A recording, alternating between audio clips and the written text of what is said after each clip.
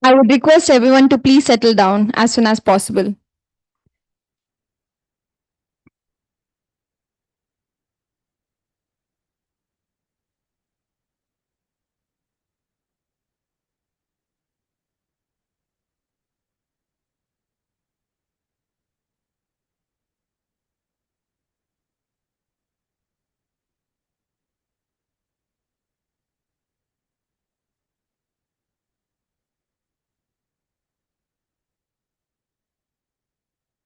We'll start. Yes. Good morning, respected dignitaries, distinguished speakers, faculty members, and dear participants. Welcome to day two of the conference. We are delighted to have you all here as we continue our journey of insightful discussion and knowledge sharing.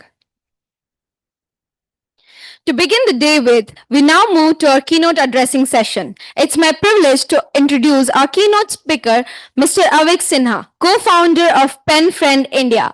Avik Sinha is an economist and researcher known for his work in energy economics, sustainability, and public policy. He has published extensively in international journals and focused on research related to transition and sustainability development goal.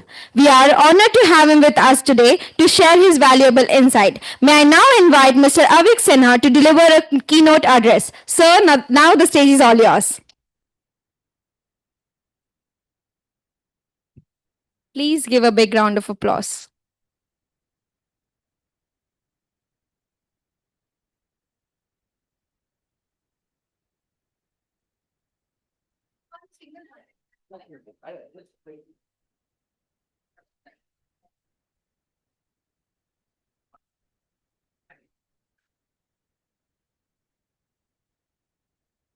Good morning.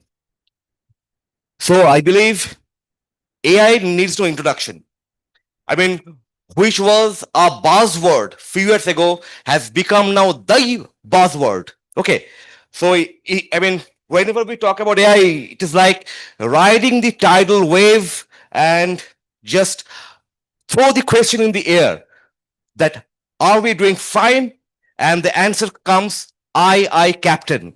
The AI captain. Okay.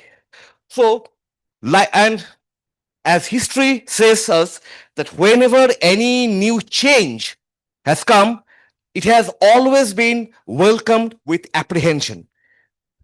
Does this ring a bell? Just look at the image for a while. Does this image ring a bell? Anyone?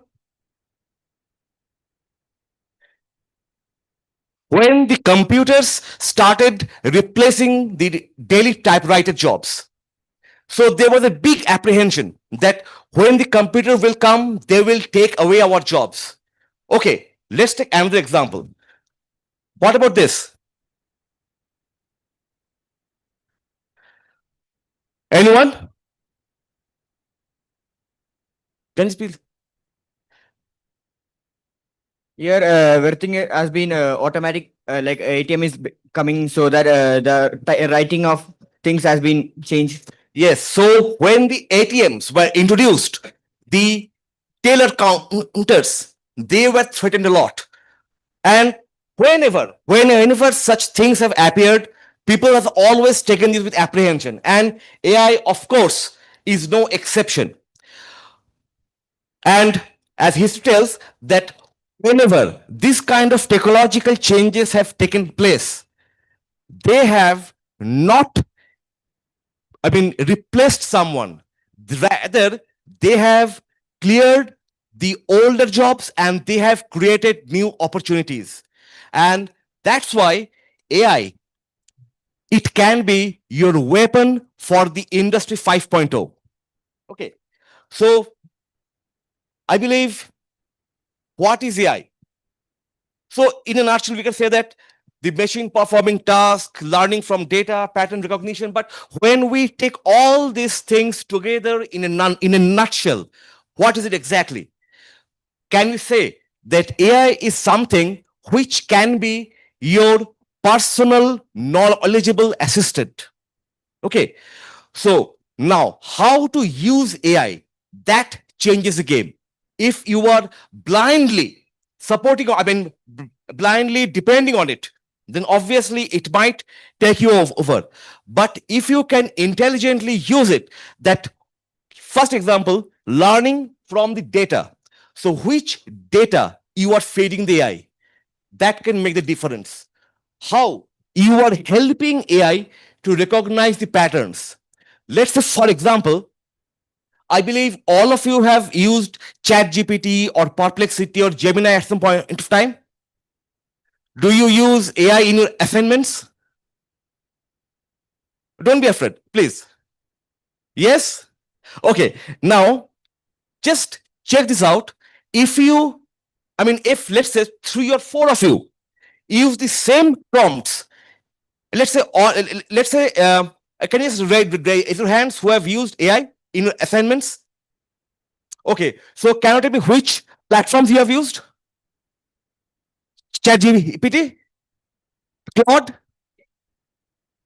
DeepSeek, Perplexity. Okay, so let's say if all of you use the similar prompts to get some answers for the assignment, will you get same answers? No. Now, another thing, let's say all of you use ChatGPT or Claude. Even if you are using the same platform, if you use same prompts, you will get different results. Do you have any idea why? Any idea? Any guess? Why it can happen?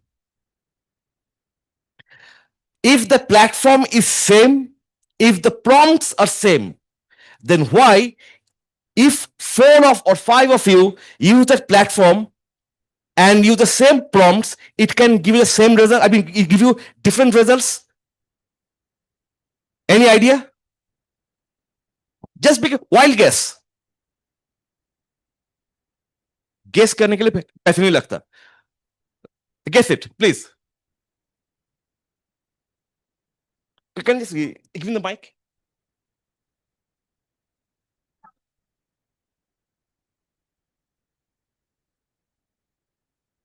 Sir, it gives it gives result in user point of view, sir. It gives the result from the user's point of view. Can you just please elaborate a bit? Just a bit.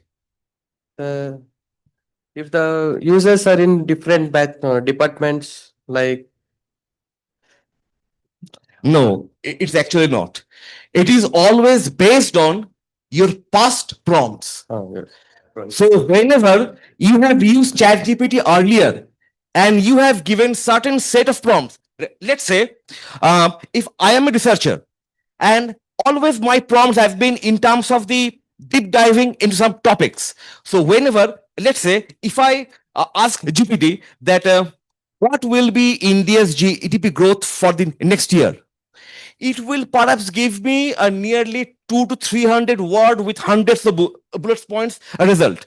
But let's say if you give the prompt, that prompt might give you a 200 word paragraph. That's it. And if any school kid finds it easy, then the answer might be much simpler.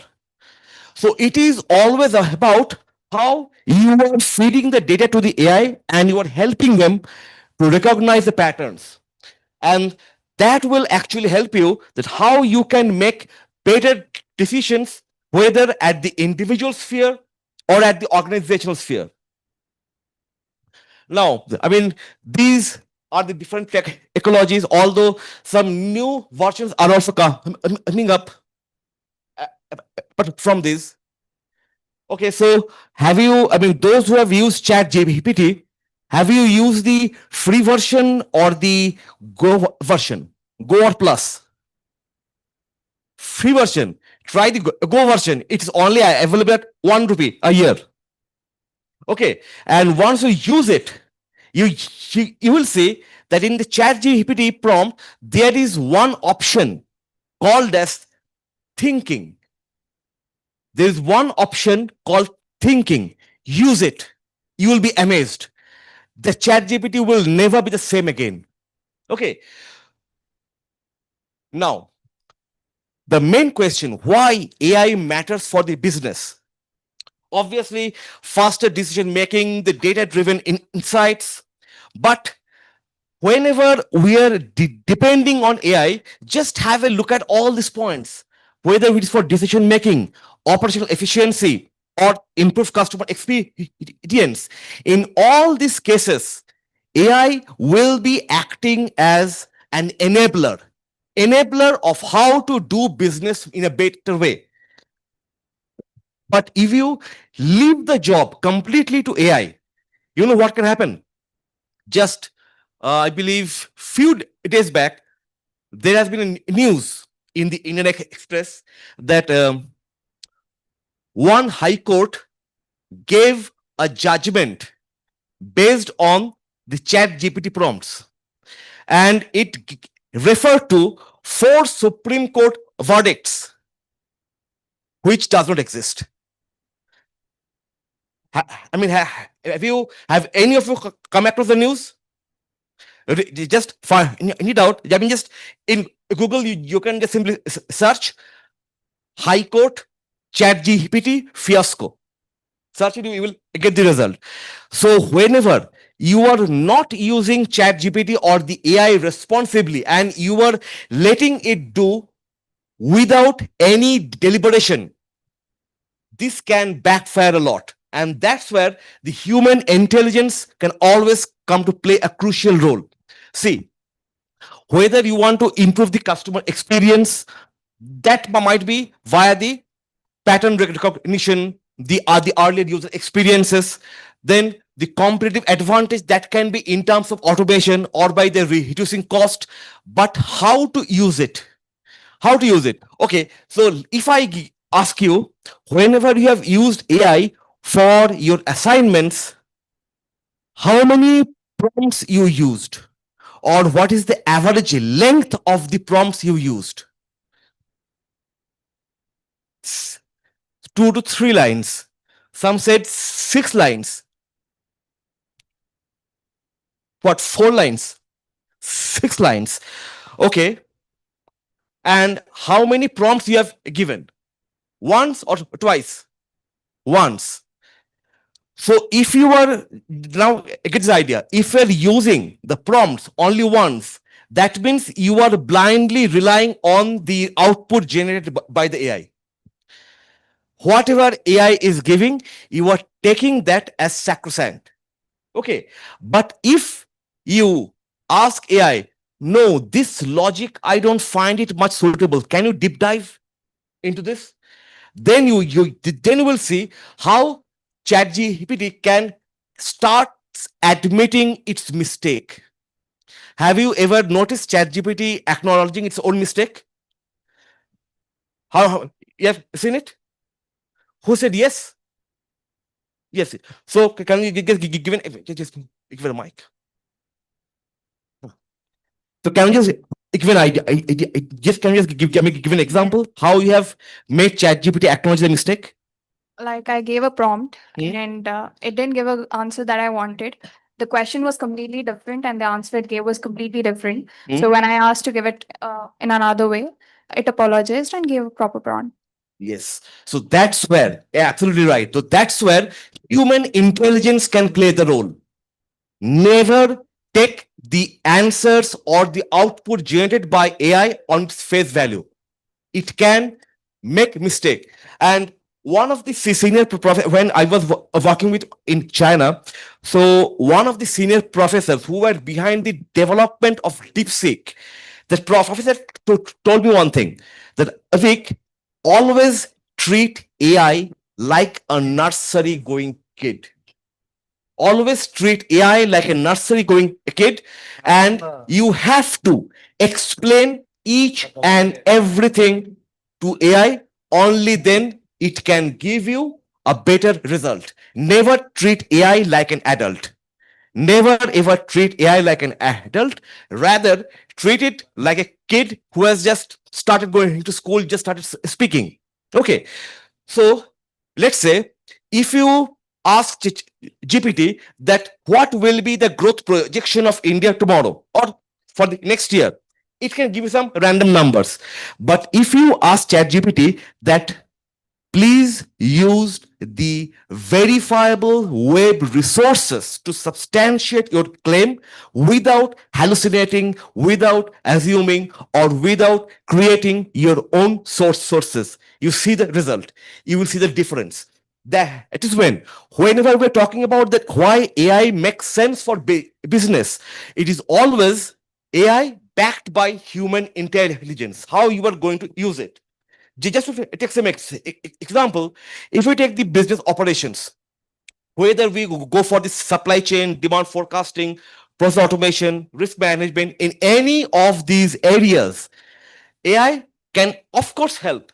But let's say whenever we're talking about demand forecasting, uh, are you from BCA or BBA? BCA. Okay. So, do you have any idea about demand forecasting? Or at least heard of this word? Anyone? Okay, so let's say I believe each and every one of you at least one pen or mobile. So let's say if someone asks you what will be the demand of that mobile next year or next month. Okay, so there can be several factors that can determine the price of that pen or that mobile. Okay, now some factors might be relevant for one particular brand. Let's say, for example, do you think the same determinants will apply for an iPhone and Android? No, because Android is made for mass, where iPhone has been made for a niche. Okay, so now if you ask GPT that please forecast the demand for an iPhone, and if it starts picking up the determinants of Android randomly, then obviously you've been deep soup. So here also the human intelligence will play the role that how to discreetly take out the relevant determinants which can be used for the business operation. Same for the risk management. Okay, can anyone just think for a while and give me the answer? What is the difference between risk and uncertainty? What is the difference between risk and uncertainty? Anyone, please. Just a wild guess. Anyone?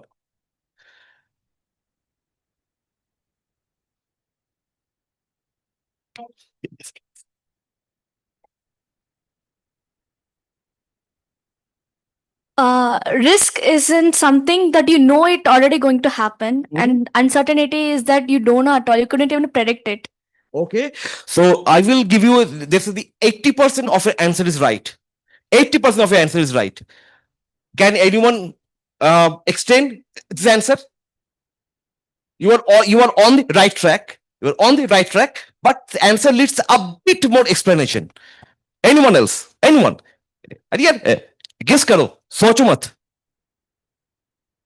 Guess it. No one. Okay. So when we are talking about risk, risk is only associated with a negative connotation that something will definitely go down. Uncertainty means it can go down, but it can go up also. It has both a positive and negative connotation associated to it. If you try to predict risk using AI, trust me, majority of the cases, it will always make a mess between identifying what is risk and what is uncertainty. Let's say, for example, because of the ongoing war, the crude oil price is about to go up. Okay, now, do you see this as a risk or as an uncertainty? Do you see this as a risk or as an uncertainty? Uncertainty. Why? Please give me a mic.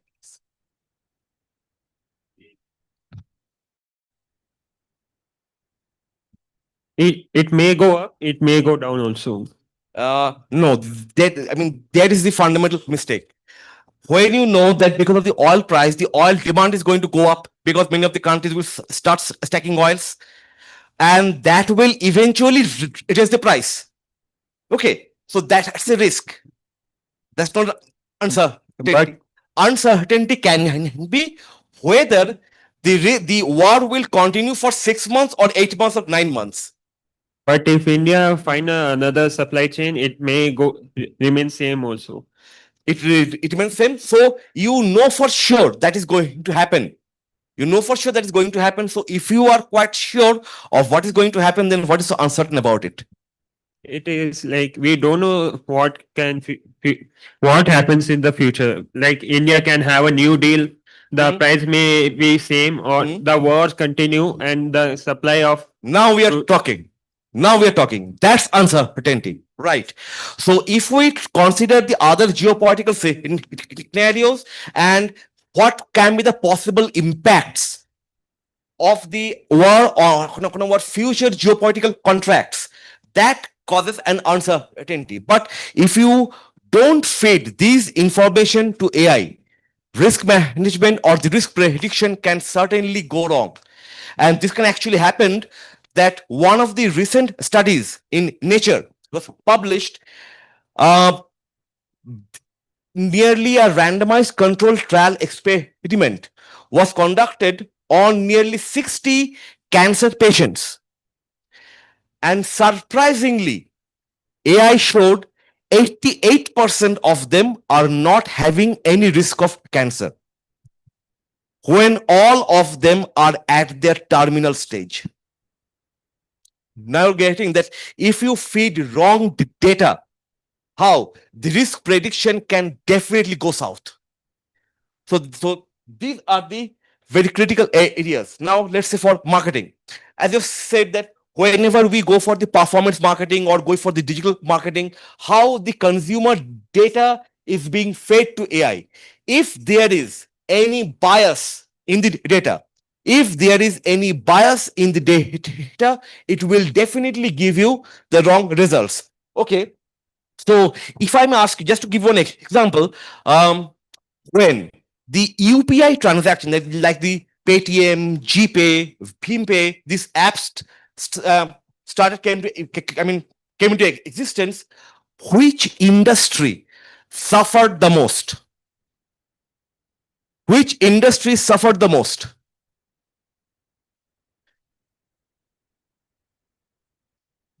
Socho, just a bit out of the box. Just a bit out of the box. When UPI transactions came into existence, which industry took the biggest hit?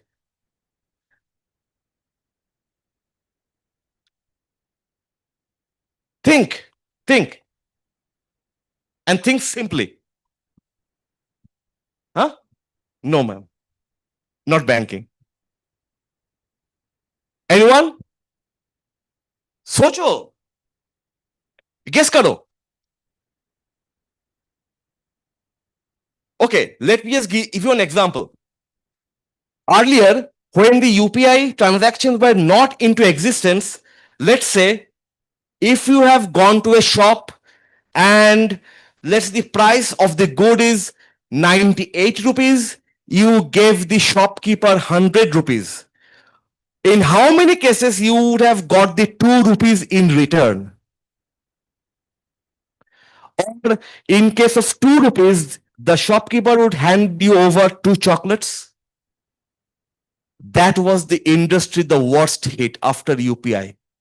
Confectionery under the chocolate and the toffee segment under confectionaries. That industry was the worst hit. And you know what? Their demand prediction was completely wrong.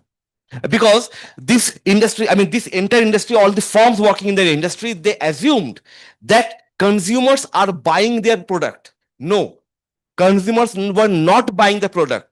Shopkeepers were forcing those products to the consumers. And when UPI came, that हाँ, 1 रुपए नहीं है, आप 1 रुपए के chocolate ले लीजिए, 1 रुपए के मिंटोस ले लीजिए. That industry, that segment got nearly wiped out.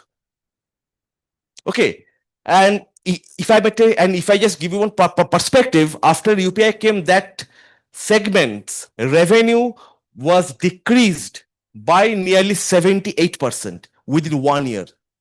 78% within 1 year. So that is when we say the customer analytics and the targeted advertising, all this, all of these aspects can give you fruitful results only if you know the market well, if you know your consumers well. Let's say you have just entered one market and you have no idea about the consumers, and you are solely depending on the AI.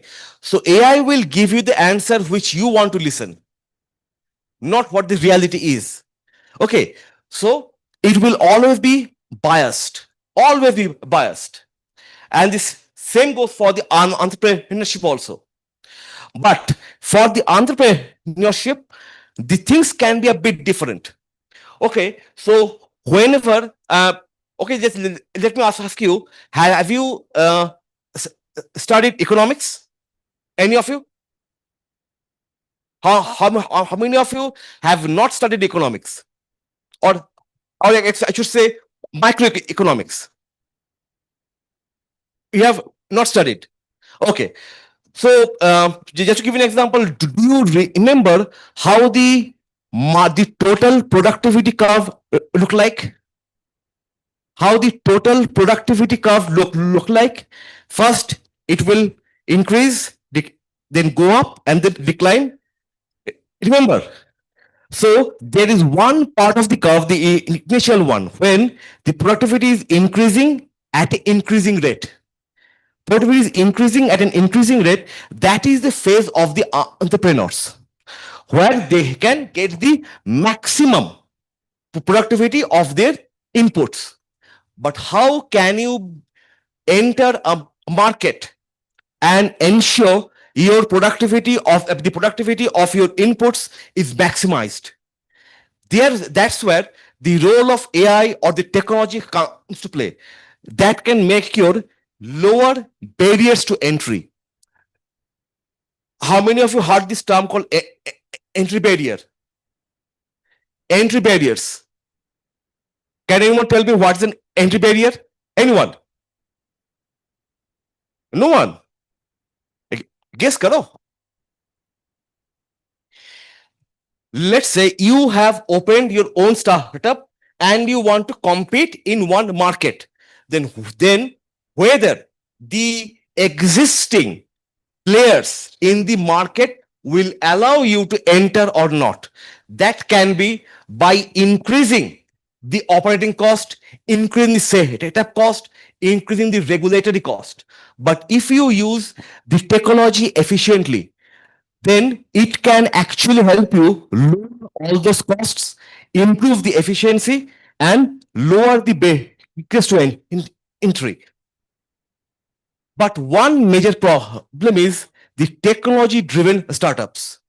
Whenever we talk about the technology driven startups, what is the major problem?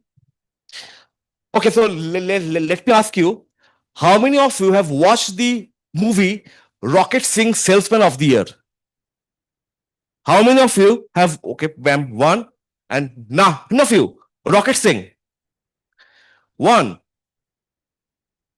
Come on, guys, you are studying a college, you should watch this movie, Rocket Singh. In Rocket Singh, there was a dialogue that पिछले 25 साल से पिछले 20 साल से computer बेच रहा हूं, उससे पहले डिजिटल फैक्स मशीन बेचता था, उससे पहले डिजिटल टाइपराइटर बेचता था. There was a dialogue. So can you figure out in this dialogue? The owner name was Mr. What is the name? Mr. Puri. Yes, Puri sir. So Puri sir said this dialogue.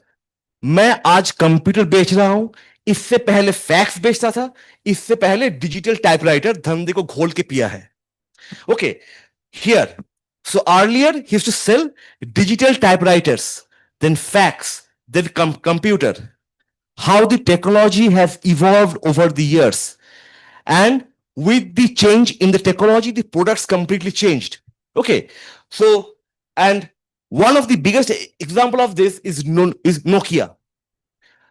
Nokia collapsed because it is not that they did anything wrong, but they did not evolve themselves with the technology.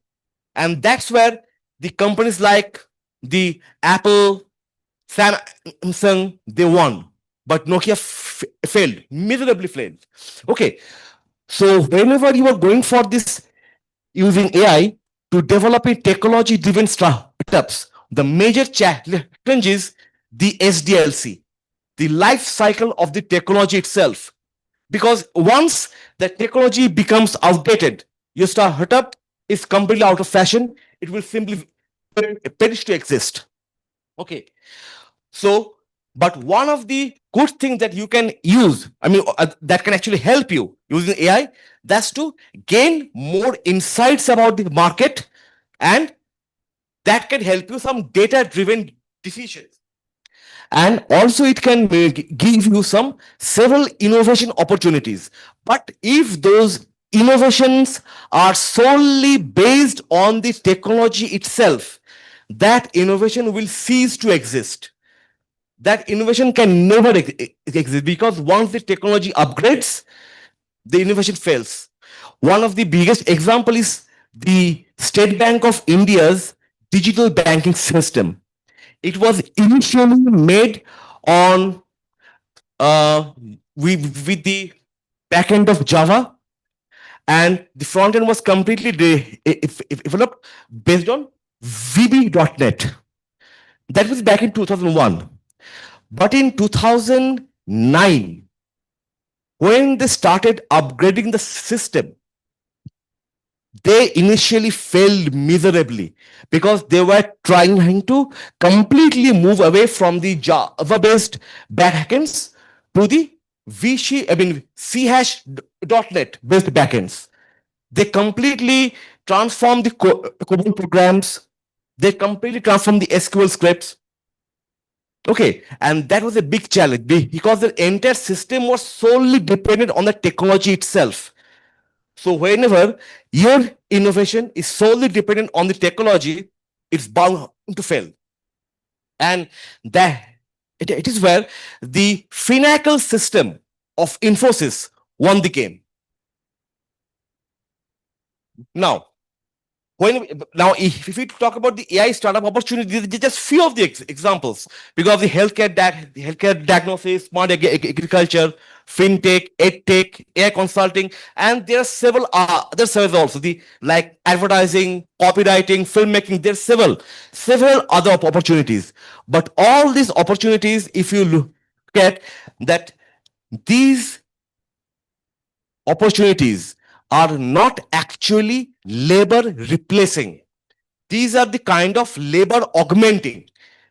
It can not replace you, but it can help you improve your efficiency, improve the business operations. Okay. But if you look at the other sides, okay, so let me ask you, how many of you have tried to make a song in suno.com? You haven't tried. Man, you were nearly half of my age. I'm still trying this. You haven't tried. Try it once. Just go to ChatGPT, ask it, please write a sad lyrics for me. And it will give you, then ask either Hindi, English, in which language do you want it. They said English. Then it will give you a damn sad lyrics. Just copy that lyrics, go to suno.com, paste that lyrics, and then ask what kind of mood, what kind of vocal, what kind of music do you want. And within, let's say, 40 seconds, you will get a song ready. Try it once. Okay. So these are the technologies, these are the opportunities which can be labor replacing, which can actually replace the humans. Okay. And I believe you have already started seeing the faceless YouTube channels. How many of you know about faceless YouTube channels? So how do you think these faceless videos are made? All using AI. Okay. And even those voiceovers also. So these are some of the ideas. So while these opportunities I'm talking about, they are the labor augmenting innovation or labor augmenting opportunities. The opportunities I'm telling you, these are the labor replacing opportunities. But these have also their own limitations.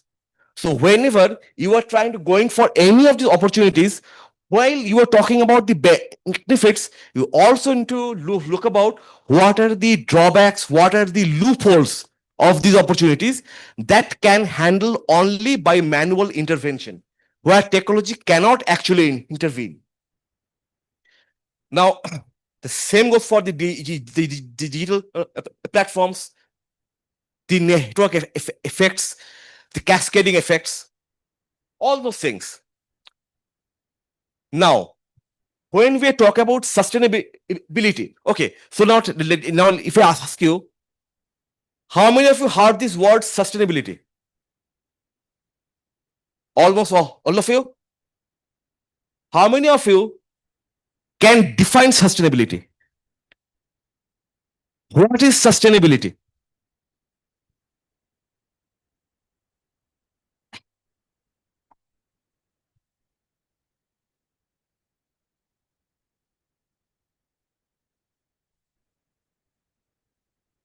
Can anyone define sustainability? Any of you? मैं एकदम book का definition नहीं मांग रहा हूं. How do you interpret sustainability?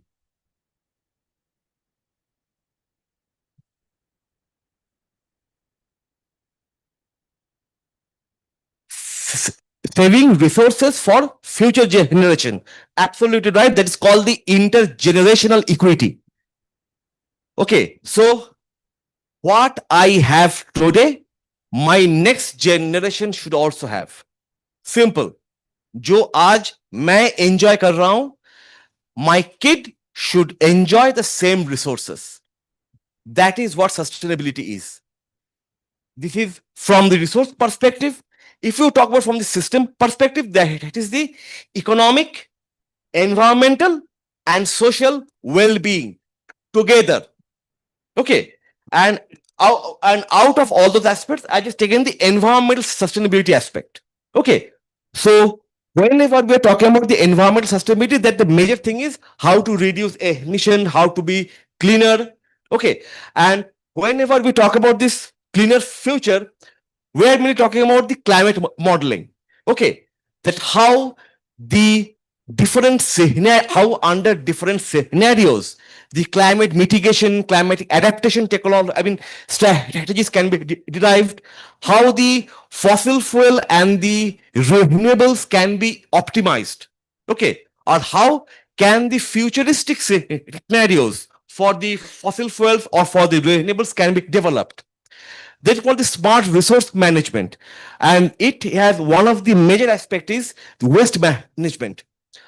I believe all of you are aware of the waste management, this term, how to reuse, how to recycle, okay, how to conserve, how to preserve. So in that way, if your resource can be optimized, then in a way, you will be able to leave something for the future generations. Now, for example, let me tell you, in 1972, there was a group of economists in Rome. They used to call it as the Club of Rome Economists. They came up with an idea that if all the countries start using fossil fuels rapidly, then the economic growth will eventually stop. Because the oil is not going to last forever. They use their term as the limits to growth. Okay. And they were criticized heavily that how can you say like this? The oil is never going to be finished. But in the 90s, this issue cropped up again. And since then, the question of the environmental sustainability came into existence. And since this aspect, the climate modeling, energy optimization, smart resource environmental monitoring, all these things started gaining more prominence. Now, with all the information available over the internet, publicly available, you can go for much better strategizing about the environmental sustainability using AI. Same goes for the smart cities, whether it is in terms of the design, in terms of the layouting, the energy infrastructure, water infrastructure, the road infrastructure, entire thing can be developed using AI, provided you are using the proper data to feed the AI. If you, let's say, let me give you an example. Is there anyone here from Pune? Is there anyone here from Pune, Maharashtra? No one. Okay. So let me just give you an example. In Pune, there is a road named Jangli Maharaja Road. Have you ever heard this name? Jangli Maharaja Road. Jangli Maharaja Road was an example that how a road should be built. That road has aged nearly 60 years. And in 60 years, the road needed no maintenance at all. No potholes, nothing. And 60 years, last 60 years, no one could even touch the road because all the infrastructure was built in a way that, I mean, the road doesn't need any maintenance at all. And on the other hand, if you look at the regions like, I mean, for the name, Hinjanwadi, if you look at these regions, the roads are fantastically pathetic. I mean, you will not be able to understand whether there is, I mean, there are pothole on the roads or roads in the potholes. So now it is up to you which information you need to feed to AI. The example of Hinjanwadi or the example of the Jangli Maharaja Road. So based on your input, these smart plannings or the smart city plannings will be effective. Okay. Similarly, for the sustainable businesses. Now, whenever we are talking about the challenges of AI, one concern is obviously the data privacy risk, for which the present the OpenAI and Google, they're trying to see how this data can be made confidential, not to be wrongly used. The algorithmic bias, which I just mentioned, algorithmic bias is based on which kind of input you are giving. Wrong input will give wrong results. But the main concern is the third one, the job replacement. But what if I tell you this is actually wrong? The Gartner has recently came up with this report. Just have a look. The prediction of the jobs lost and the prediction of the jobs gained. So AI is not replacing. AI just making some old jobs obscure and making way more new opportunities. Okay, so the benefits, so the benefits are definitely going to outweigh the losses. So that is what one of the major. So the challenges will remain. It is expected up till 2029, but 2030 onwards, the rise of the AI-based jobs will always replace the old obscure jobs, and that is why everyone is now focusing on how AI can be integrated in the educational curriculums, in the training modules, so the people or the students like you, they can be you can be ready for a future which is completely AI driven. Okay. Now, talking about the ethics and the responsible AI. Obviously, this fear and accountability, but rather than going for those, let me just show you this piece of news. See,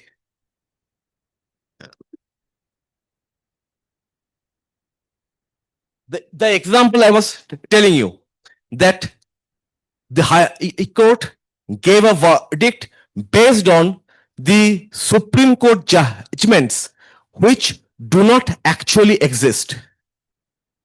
Yeah. Excuse me. Excuse me.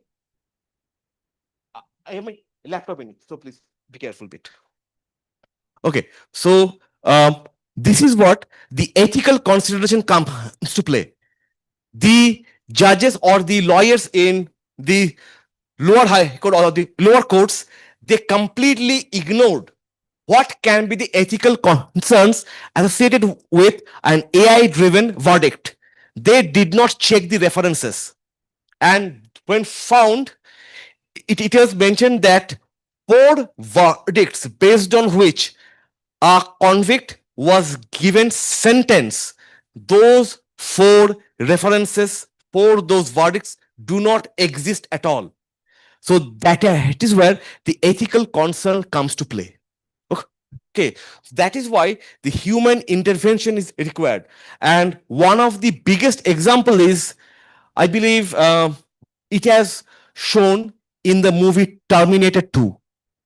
Have you seen the movie Terminator 2? The Judgment Day?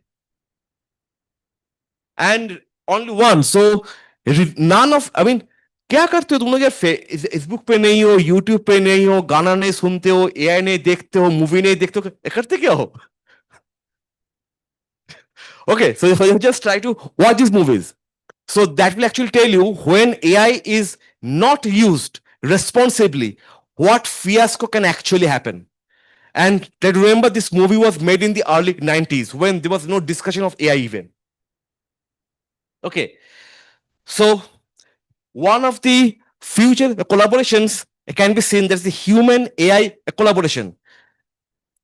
I believe already one Bollywood movie has come up with this concept.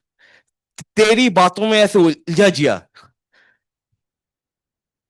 Have you heard the name of the movie even? Now, please don't tell me that you haven't. I mean, you haven't heard the name.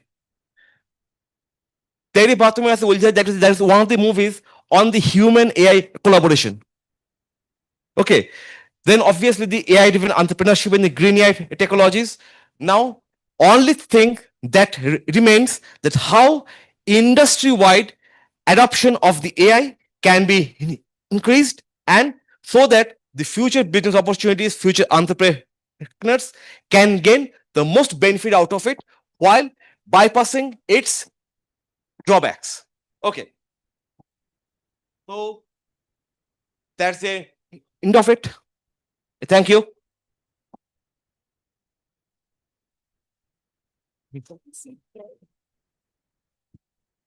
Anyone has any question?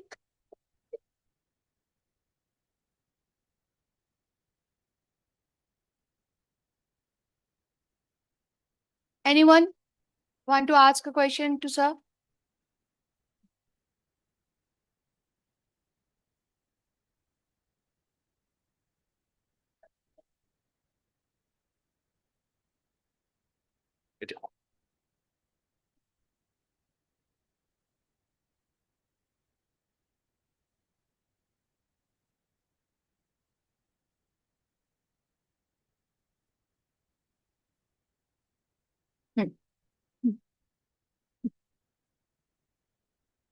Thank you so much, sir, for letting us know how AI has evolved over the time.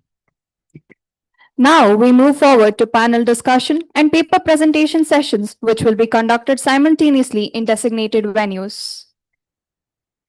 We will now begin the panel discussions on the topic AI-enabled workforce across domains, challenges and opportunities. We are privileged to have an eminent panel with us today. Dr. A.M. Shaktivel, Principal, IFM College, Dr. Tapan Nayak, Director, ISBR, Mr. Parth Sarathi, Co-founder and CTO, Agentix Technology Private Limited, Dr. Arpat Yadav, Assistant Professor in IT and Analytics, IFM College, Mr. Srinivas K, Finance Planning and Analysis Manager, Hewlett Packard, Mr. Nitish Mathur, CEO, 3CANS AI, XR and Marketing Strategist. We welcome our esteemed panelists to take their seats on the dais and look forward to an engaging discussion. I now hand over the stage to Mr. Nitish Mathur.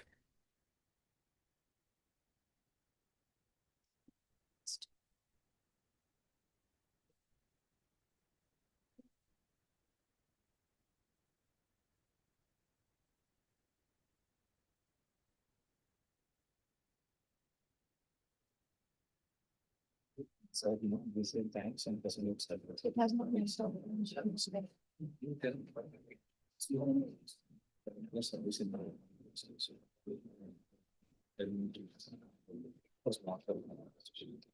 would request Mr. Avik Sinha to come over the stage.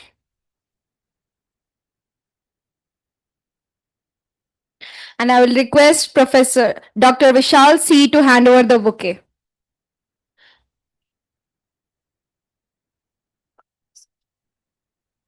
And also the token of appreciation. Give a big round of applause, everybody.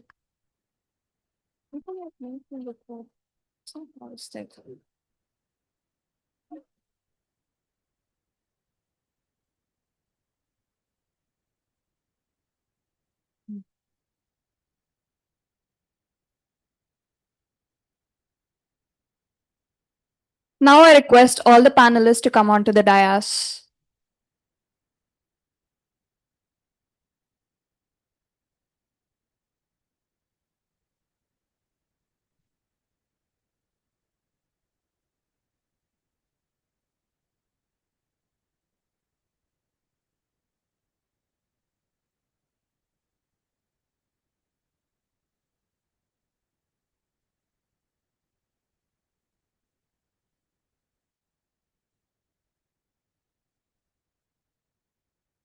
I would like to hand over the stage to Mr. Nitish Mathur.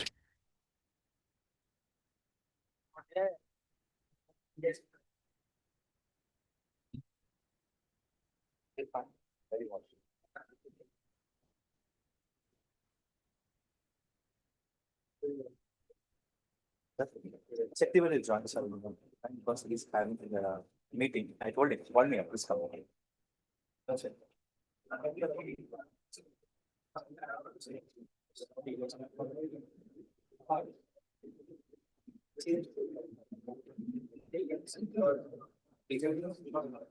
You make AI also.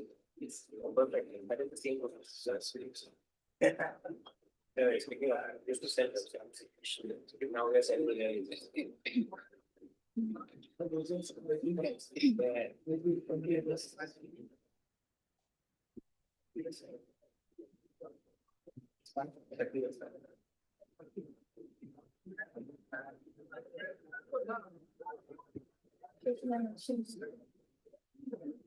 Now I would like to hand over the stage to Mr. Nitish Mathur.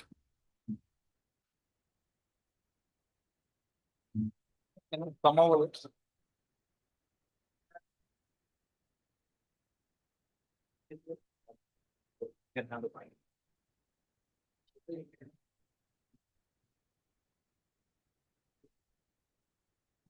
Check, check, check. Hello there. Good morning. Still good morning. How's the Josh? Very low लग रहा है यार. How's the Josh? How's the Josh? Last bench? Perfect. You've been listening to a lot of AI stuff, right? We'll do quick one exercise just to warm you up. All right. Now, I want all of you to stand up. Clap twice on your head. Sit down. दो बार नहीं आया. I did not hear twice. Okay. Stand up again. Touch your hair. Touch your eyes. Touch your chin. This is chin, huh? This is chin. This is chin. All right. Are you awake now? Please have a seat. All right. Now, on behalf of the panel, I welcome you all. Professor Shakti sir is also here. A round of applause. You know what? A round of applause for all the panelists here. We are going to get started in a couple of minutes. Yes, few of the things that would be cleared in this particular session would be, you're trying to get a job, trying to start a business. Probably you will get tips and bits here and there about which tools to use, how to strategically use, implement. You're trying to get a job. A person with AI knowledge has a better chance of securing a job rather than a person who just work on Excel sheets and data entries. Doesn't work that way this time. All right, with round of applause once again, guys. All right, now final time. How's the Josh? How's the Josh? I can't hear you. How's the Josh? Perfect. All right. Thank you so much. So uh, we have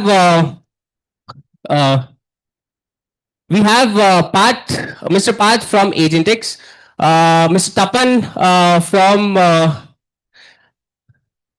ISBR, and I think we have Mr. Srinivas uh, from HP, Dr. Dr. Arpit from CDE, and Professor Shaktivel. Sir, you all know from IFIM. All right, so it would be very interesting, sir, this particular panel discussion, because for me, I run a small AI agentic company, AI agency from last 6 years. We started off selling websites. Now we are selling AI agents to B2B. It's so I want to keep it in a very structured way, that AI is definitely transforming the way the job, the recruiters are looking at it, the salespeople doing voice calls, etc. I want to go dig down based on your experience, because you are what you are based on your experience. So I want to drill down a little more into how it is drastically changing in day-to-day life. Maybe it can be a reminder task or something, some device which you carry on your collar gives you a summary, tell you what to do or not to do, because there's so much information out there. All right, so with that, we'll start with you, Pat.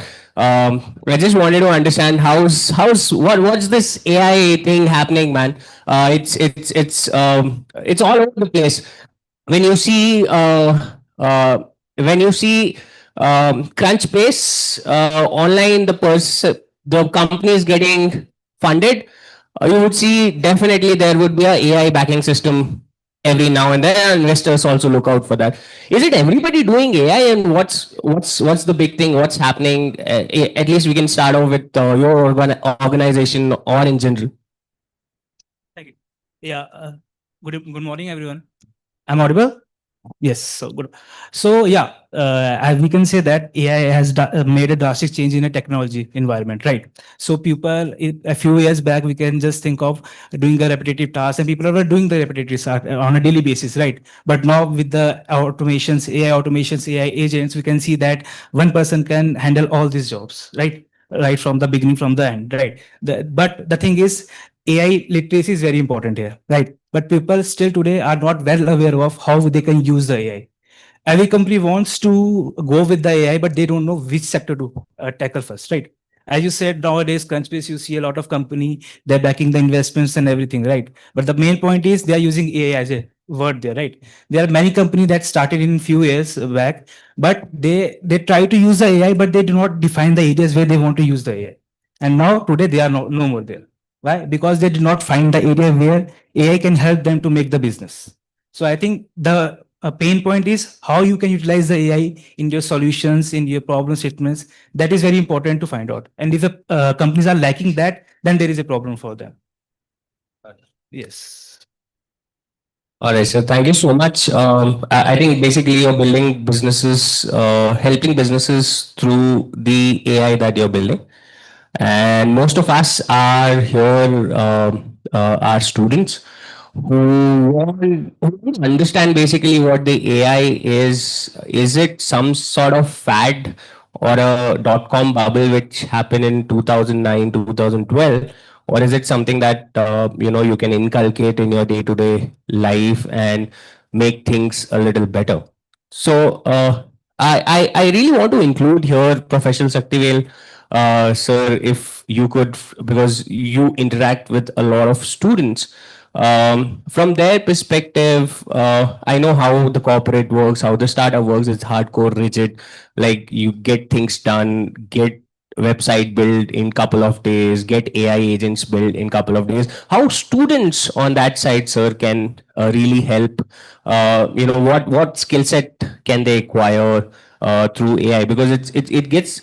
I feel the information out there is it's too much. It's massive and very cluttered. So very good question, and also the need of our question we need to answer. especially when we are dealing with the students. So now the technology is available to everyone. So I don't say it's a net neutrality we are following here. So we are almost in the net neutrality condition where the AI is available to all the students. Uh, See, this is the prerogative of the academic institution as well as the faculty member, how they want to use AI. See, one thing I want to say is, so we should not allow AI to control us, and we should control the AI. So that is the aspect actually which I am bringing into my class, because most of the thing what I wanted to explain, so the information is already there.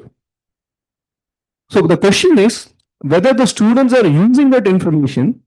So I remember when I was teaching one course actually in Jackson. So we use one simulation, Hebrew simulations, Harvard simulation. So that is a very rigorous simulation where every time the students will pass one stage, they have to type, they have to give the comments.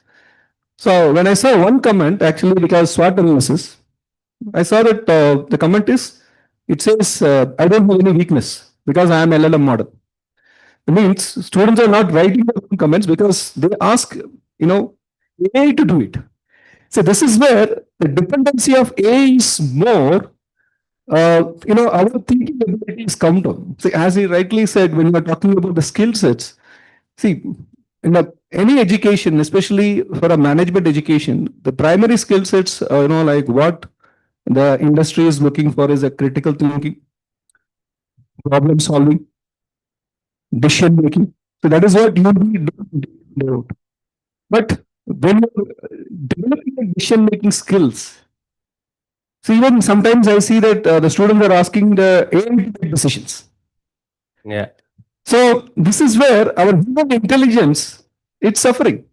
So in my class, I example when I give that some work to a student, I tell them like I do not set answers.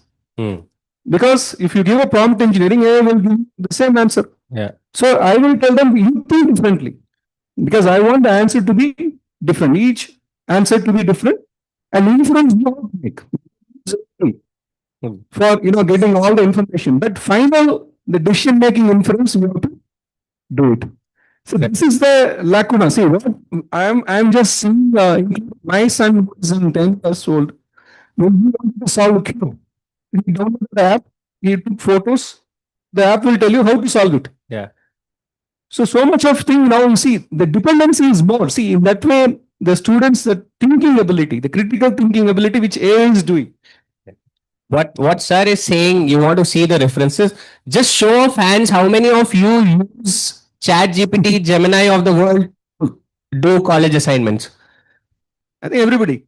I think the people who are not showing their hands, they are also using Chat GPT and Gemini of the world.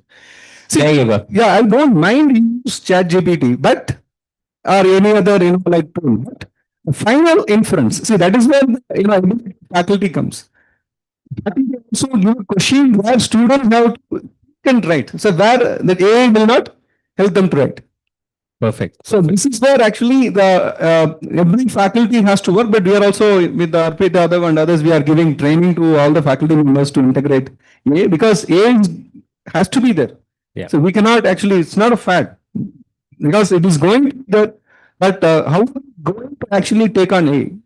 Are you going to resist AI? Are you going to compete with it? Are you going to exist? So the thing what I want to finish my opening remarks is, we have to coexist with AI, but you have to make AI work for you. So you should not lose your human intelligence. Fair enough, sir. Fair enough. Very, very nice advice. So after that, I'll move on to Aditya, sir. Since you've been working closely with the college and you're seeing a bunch of students, you're training faculties. Especially in the training space, how is it changing, or how are you utilizing it, and what's benefit is there in the future for the students? Okay.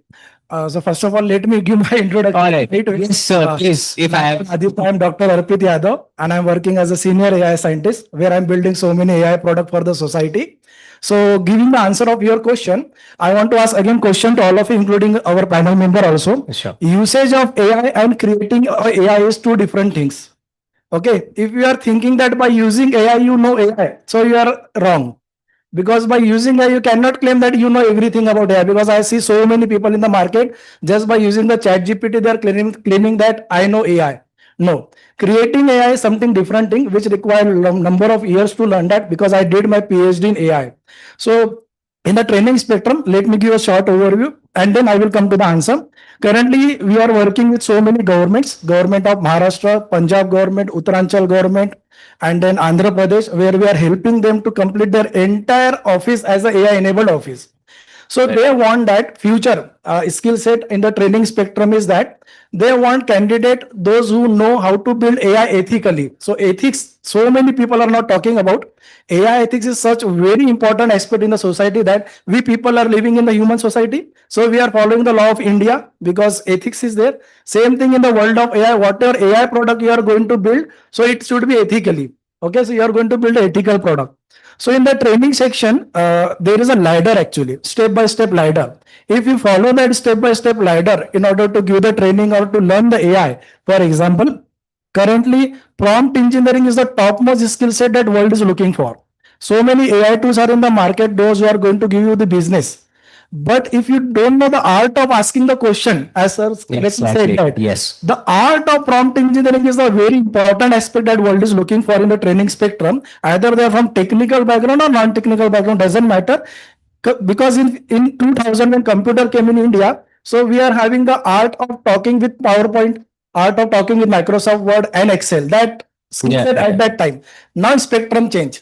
Now art of prompting to ask question to Excel sheet and get the answer. What is the output should be there in your mind Absolutely. to get the Yeah. right prompting? Yeah. So next is AI automation in the training spectrum. So I would like to request all of you to concentrate on prompt engineering as well as the AI automation sector, where you can build so many companies and you can get the work done.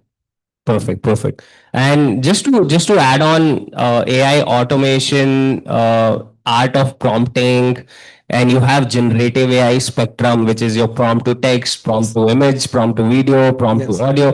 I think all that we can definitely use, and it's really good for the youth. And Your, one last suggestion. yeah, yes, sir.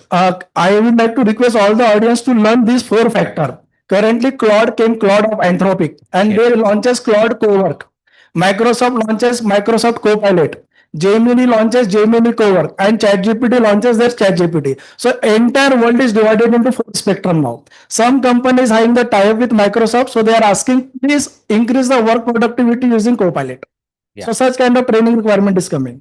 Some companies having the tie-up with Google and they are asking, please use Gemini, Gemini. for productivity. Yeah. New Claude came. Claude out everyone. Great remodel. Company wants such a skilled person, those who know how to use Claude to get the work productivity. I think one of the best that even in our experiences is that we've been working on Claude, and Claude solving for complex problems is far more accurate as compared to other models. So Claude has taken the job of data analyst. Yeah. Claude has One taken of the the- job of financial analyst, because within 2 minutes data analyst work is done by Claude. Yeah. So we have to focus on future skill set. That's I told you, prompt engineering, AI automation, and so many other, so that we will be safe. Perfect. Thank you so much, Thank you. sir. We'll move on. It's a quite insight that you have given from your experience and working on. You have a PhD, and it shows you from your words, Aditya sir. With that, we'll move on to Tapan sir. In terms of AI and how these students, obviously, they are looking to get a job in different sectors. Probably your 2 cents to how they can improve upon it, take up a course or something on those lines. And plus, if I have missed any on the introduction part, sir, please yeah, you can let us all know. Yes, sir. First of all, thanks to the entire team, Dr. Vishal, our honorable principal sir, for giving me the opportunity to meet the wonderful students, those who are present here. I feel that majority of the students not from computer science background. I think because before I entered here, I saw there was a presentation on law paper, I believe. So if I missed any of the point in related to the computer science, just take it as a positive note for the panel discussion, what we are discussing today.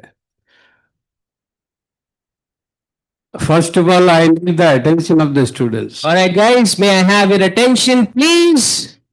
Listen. Give that 2 cents, you won't get it anywhere else. This is from the conversation that two industry experts or the bunch of it's like decade of experience or maybe more than 50, 60 years of experience sitting here on the stage. So when we are talking, please do respect that. And I think probably you might get a lot of benefit out of it. Yeah. So I think the people sitting on this auditorium, AI already reached on their handset and they are already using AI at this moment. If I tell something, immediately they use that co-pilot, they'll check it and they see whether you are true or false. Am I right? Yes. So now I'll tell you the basic fundamentals of AI and where we are at this moment and how to start, how to end. What is the time limit I have? 5 minutes? It's okay. Yeah, yes, sir. You can take your time, sir. So when I talk to our students, I never stop discussing them and innovate them how to use the AI and no need to create the panic or fear you have in future for the job loss. So what is the topic today? See, our brain created AIs. AI cannot create our brain. If I'm wrong, you ask me the question how it is.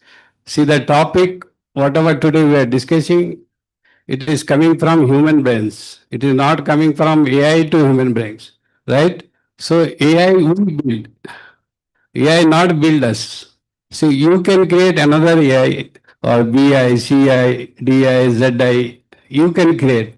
So your innovation in your brain, you enlarge your brain, take the information on board and create AI model. What Sir said just now. See, all our expert only give the GAN to you. How to utilize that information inside your brain, how to inculcate into business, that is up to you. I don't know how many of you visited the Indian Institute of Science.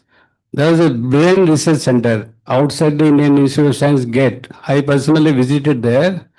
First, you should scan your brain, where you are. Because the moment you are using mobile, because I also did PhD in computer science.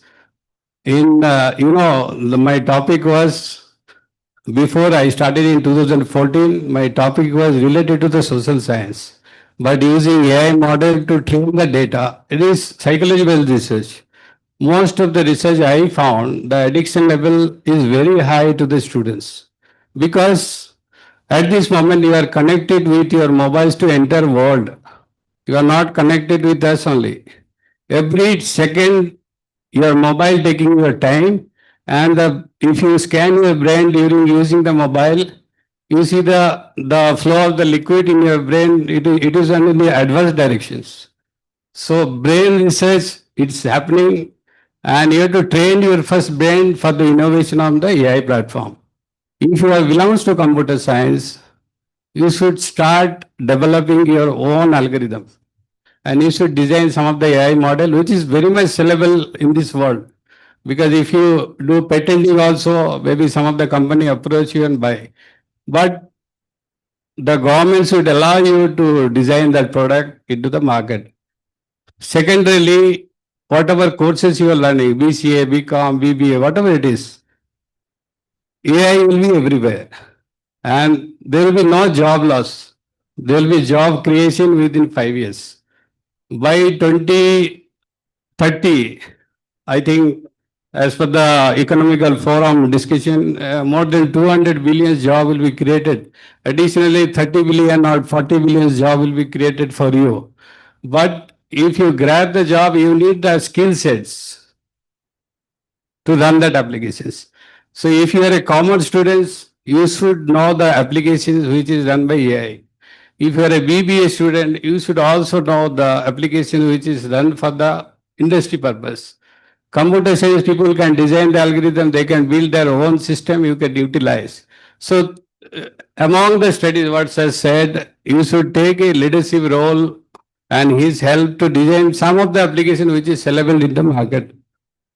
Sir also designing website, I think, I believe he's the ex-Deloitte person. I saw his profile. Yeah. You were doing that for earlier. And I am behind of HP also. I think your principals are also quite experienced person in international business policies and other thing.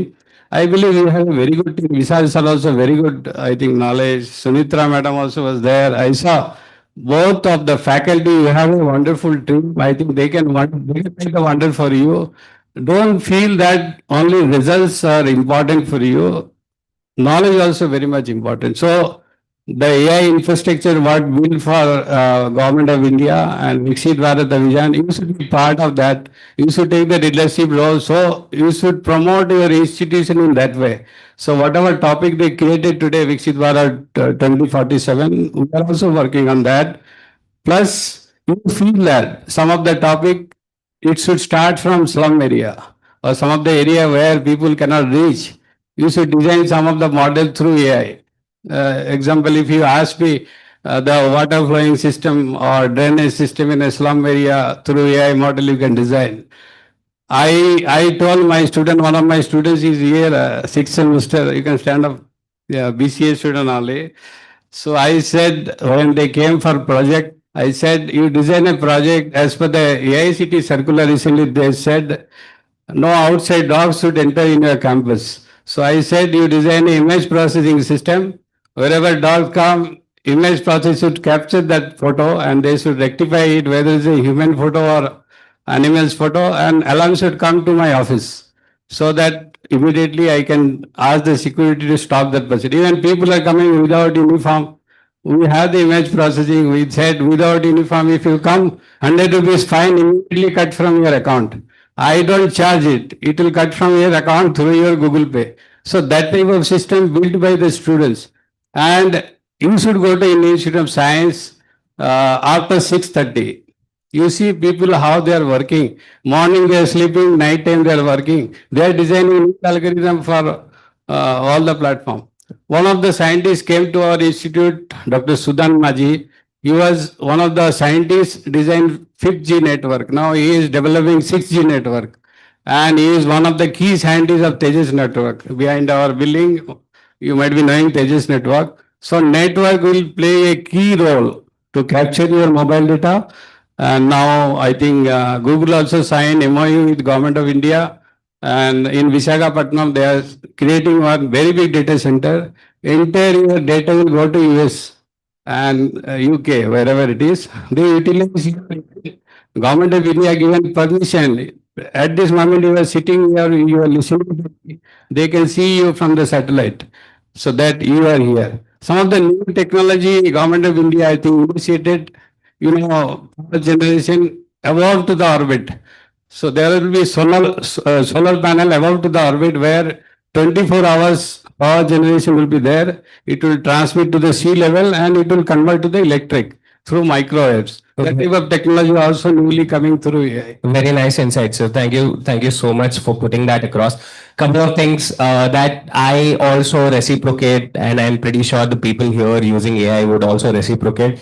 The one thing is, as the generation is coming, we are actually losing our memory side. Like we now have everything. We have AI to store all the data, so we don't remember much of things. And it is in the report that it would be a little faster. The Gen Z, the Gen Alphas of the world, which are here,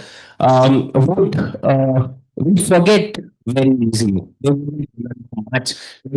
Like my grandfather used to remember 20 phone numbers back in the days. It used to start from 077 0755 0754. So that's true. So get yourself checked. Probably that is something which I totally agree on. The other one is, it's not job replacement, guys. Hello, hello, check, check, 1, 2, 3. It's not uh, job deployment or somebody laying off. You don't have jobs. It's basically job displacement.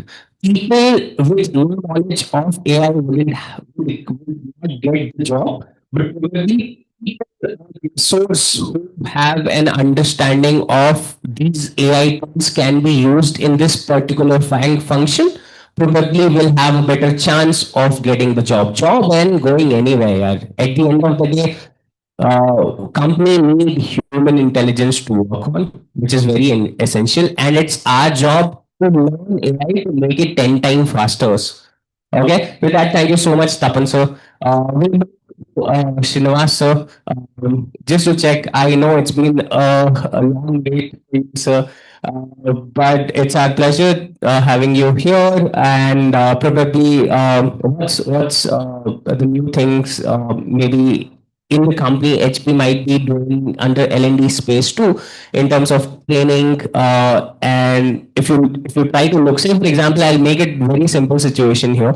Like if you want to hire any resource, any intern or any entry level job that you have in HP, any AI skill sets that you look into or give a training so that you can absorb those people in HP or HP sorts of companies.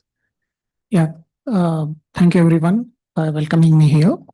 And I just want to summarize some of the points that has been discussed here. And I completely say that there is no jobs we are going to lose. Only job shift is happening now. So if you are a postgraduate or a graduate with a AI skills against only a postgraduate, I can clearly say that the first one will have a more edge in the job market. And it is not human intelligence versus the artificial intelligence. I can say it as an augmented intelligence, which is a combination of your AI and HI. And AI will become a tool in advance in future where the human intelligence has to assess what AI is providing to you, whether you have to believe in that data, whether you can trust that data. So you have to understand that a human loop is always involved in the decision making process. If you are looking for a job which is having just working on a spreadsheet, reconciling the data, preparing the reports, that is going to be gone very soon. Where you have to do is you have to understand the domain knowledge, take the AI tool as a basis, make some decision making, be a advisor to your management. That is where you should focus upon. And just to add, there are multiple AI tools available like Claude or Copilot or many things are there. Don't get into all the things at once. Just choose one, work upon that, learn properly. I can suggest that work upon the Copilot. It is already connected to your MS Office, Excel, PowerPoint and all. Work upon that and understand that how you can better the data, how soon you can process the data and how the data validation happens. And just to explain you, AI is applicable in every industry. Okay, AI is only a tool. Gain the domain knowledge, understand the subject where you are master at, and apply the AI in that area. And as in when we are hiring the interns, that is what we are expecting, that how flexible the student is having a knowledge on an AI, as well as how he can understand the AI. It's few decades back, I heard one statement, garbage in, garbage out. What you are feeding to the AI, it will throw back to us. But you should have the knowledge to assess whether that data needs to be implied or not. Right? So, yeah. All right. Thank you.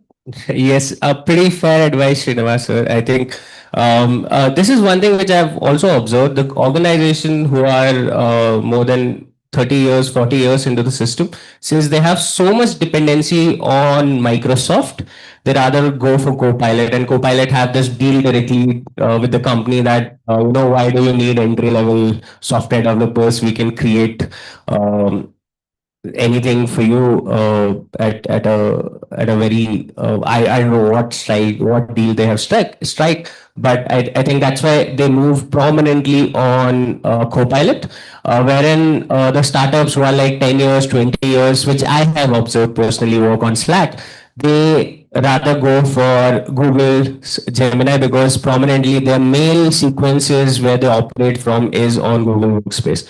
But very insightful since we all are here. Probably I would want to have probably one couple of tools that you use in day in and day out as a part of AI. Just wanted to understand what are the different tools or any one tool that you. It's an open question for everybody that they use day in and day out, one or two AI tools which you can't live without. Yeah, and I can say that AI is evolving and corporates will not run behind so fast. So we will always go with try and tested models. So last month, the Cloud Cowork has gotten access to the MS Office Excel. So you will not say that adaptability will happen within a month or two, because security is the key concern, like at tech firms when they are accessing or buying any tools.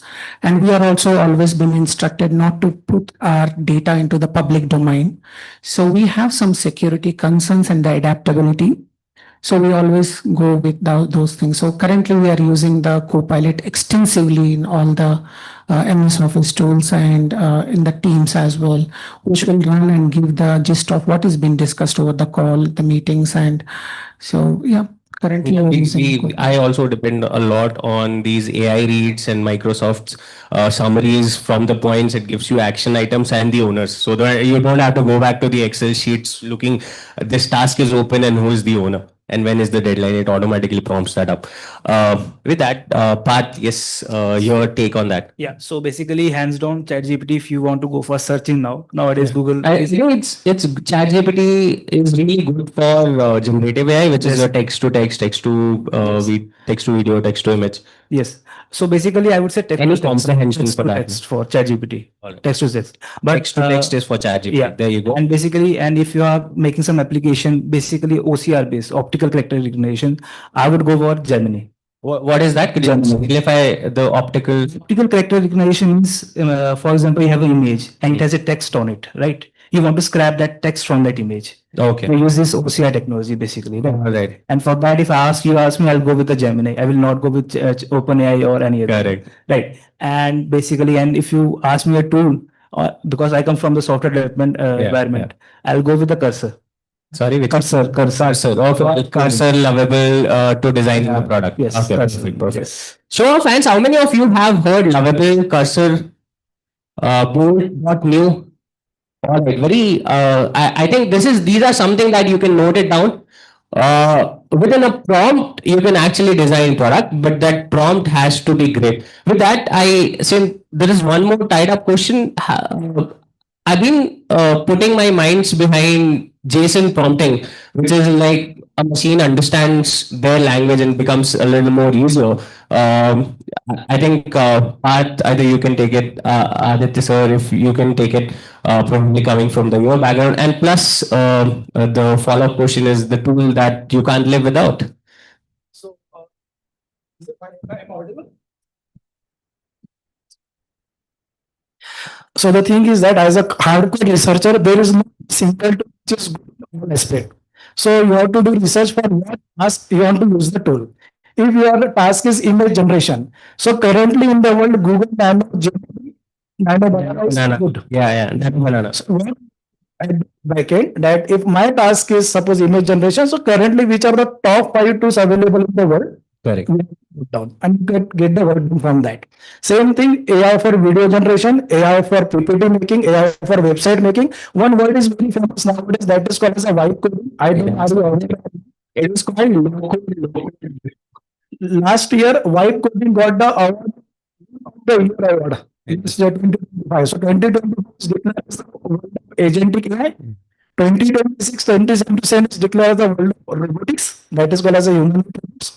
So when you're asking me this question, which AI tools? So same thing, task specific AI tools. So two things I would like to give to the audience so that you will get the quality inputs. Miss sir told me that garbage input, garbage output. So I really appreciate that thought, because currently in the world of AI, two dialogues are famous: garbage input, garbage output, quality input, quality output. Correct. So this is the business equation. Now concentrate carefully.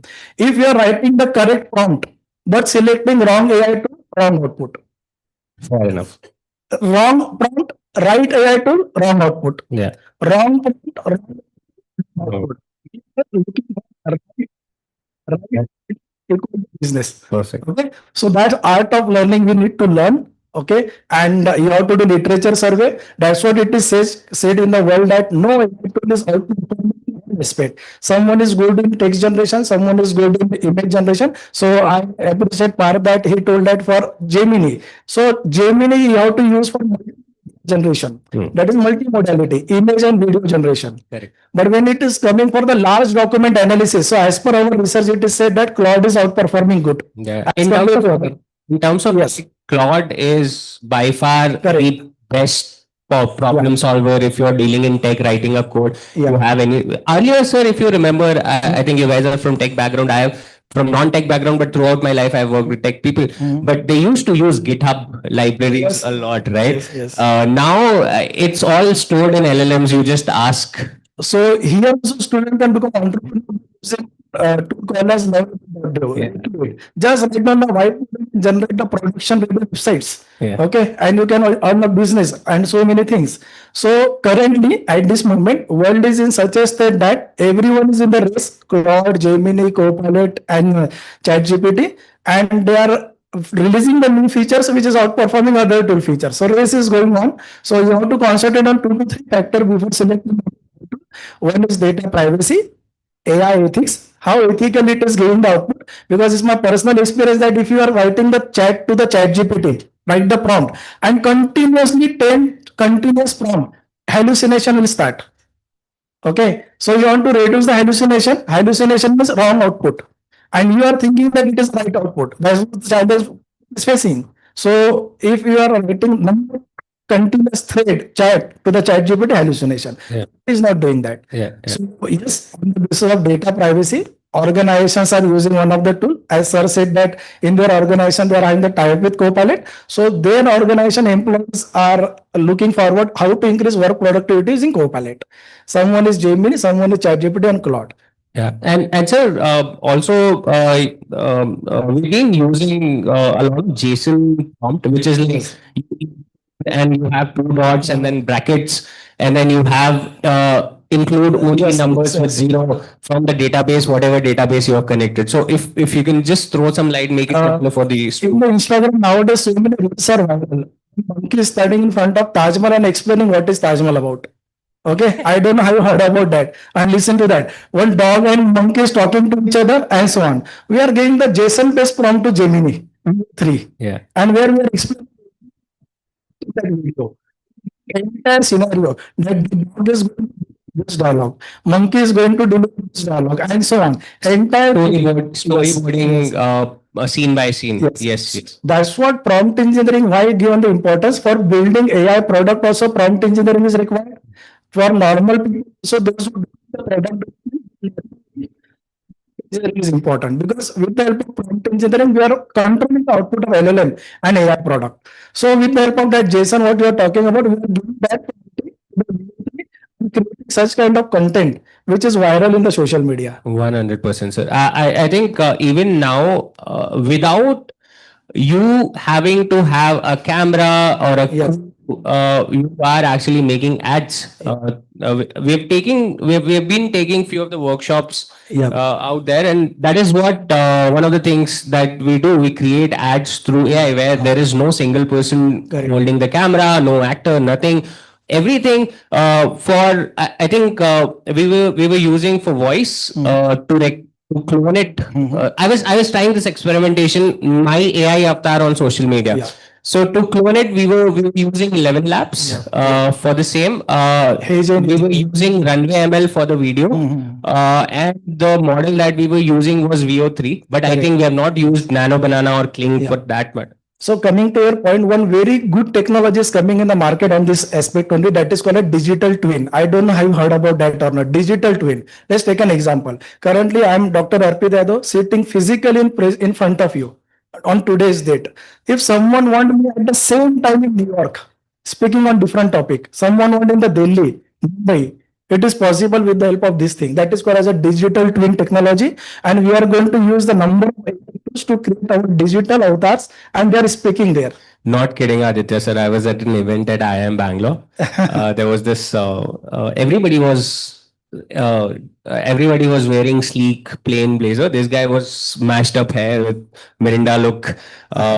He is like, I make digital twins, and And the interesting thing is that I am speaking in Japan, so I am speaking in Japanese language student. That's all. Also yeah, so that is possible. That sort of technology you can definitely see in YouTube. Yes. Have you seen Kevin Peterson or Mr. Beast audios?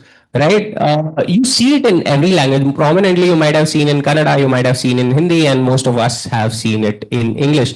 But on the go, the texture of the voice, have you noticed, right? The texture of the voice is also the same, but it is in English, right? So that can be replicable pretty easily.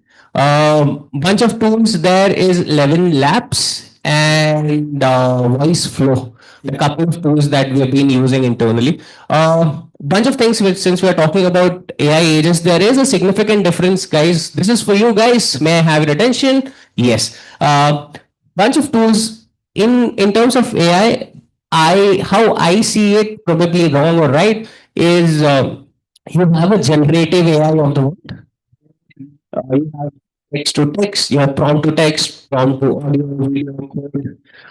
Correct? When you comprehend something, make something, then you have AI agents which has point A से point B किधर जाना है. मतलब you have a mind map 1, 2, 3, 4. There is a trigger and there is a finish trigger also. Like this is how it ends in terms of workflows. And there is agentic. There is agentic AI which is like machine can think. So this is probably Parth, Srinivas sir, Tapan sir, open to all. Is like what's the difference, and like so many people use AI for all these three things together.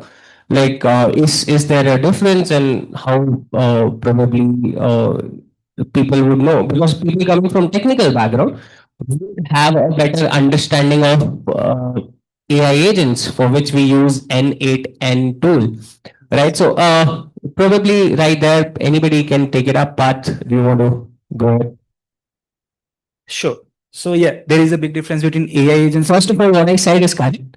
So basically, yeah, little bit correct. All right. Yeah. So where I can say is there are AI agents and agentic AI. You, as you said correctly, that AI agents, we have a mind map, like you have to go from one to other direction. Point A to point B. Yes, That's a bus service. yes. So you just made a decision for AI agents to that what they have to do. Now agentic AI is, let's say there is a terminology MCP, Model Contextual Protocol. So just think of MCP as a brain, right? And it has all the agents connected to it. Okay, the mastermind. Mastermind. Data is coming back. Yeah. So you can say that. So that MCP is the brain, and it is controlling agents. So the decisions are not taken by the humans, are taken by the MCP. Perfect. Right. And based on the data that Yes, they get. Yes, that they get. Right. Now each agents have some tools integrated with them. So each agents have some tasks to perform, right? But then that MCP controls everything. That's the basically agentic AI flow that you're talking about here. Yeah, the god of all the machines. Yes, we can say that the main brain behind it. So humans is not the main brain. The MCP is the brain behind all the agents that they're working there. Again, now if agents wants to communicate with each other, there is a to A, agents to agents communication. So that agent can communicate with each other. I'll give you an example. Let's say you want to create a textbook for 8th class or 9th class, right? It comprises of textual information and image information, right? Let's say your first agent work is to create the textual information. Second agent is to create the images for those topics, right?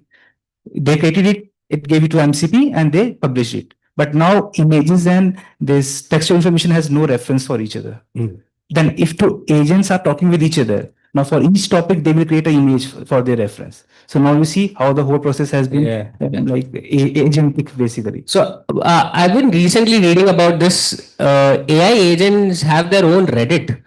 There is something called mock bot. Mold bot. Mold bot, right? Yes, yes, It's currently talk of the town, wherein you give all the access to this particular, you have this dedicated laptop where you give all the access, everything, all APIs to this particular AI bot, and it does things for you. Is it correct? Have you used it? I have not, I've just heard about it. So frankly speaking, I was about to use it and it stopped in between because it was asking too much access of my Yeah, information. it's all like Yes. your email, your date of birth, everything, your Aadhaar card, everything they take. So I was about to install it, but then I see all that access that they wanted, then I stopped myself from it. But yes, you're correct. There is a Reddit for Moldbot, and the agents are talking about how the people are treating them for their solutions, basically. Yeah, and now the students are thinking, how can I have this mold bot and could do exam papers for me, right? 100 में से 100 sir आ गया मेरा marks. 100 out of 100 for them. That is feasible. But coming to that from that perspective, since a lot of decision making can be done through AI, still the creative decisions has to be there because I think that is where the experience comes into the picture. Yeah, one thing you so in the starting you said AI is a bubble or not, right? So few years ago, Okay, we'll hear first. What you guys have to say. People say AI is a bubble. Show of hands. AI is not a bubble. Show of hands. ये क्या है भाई?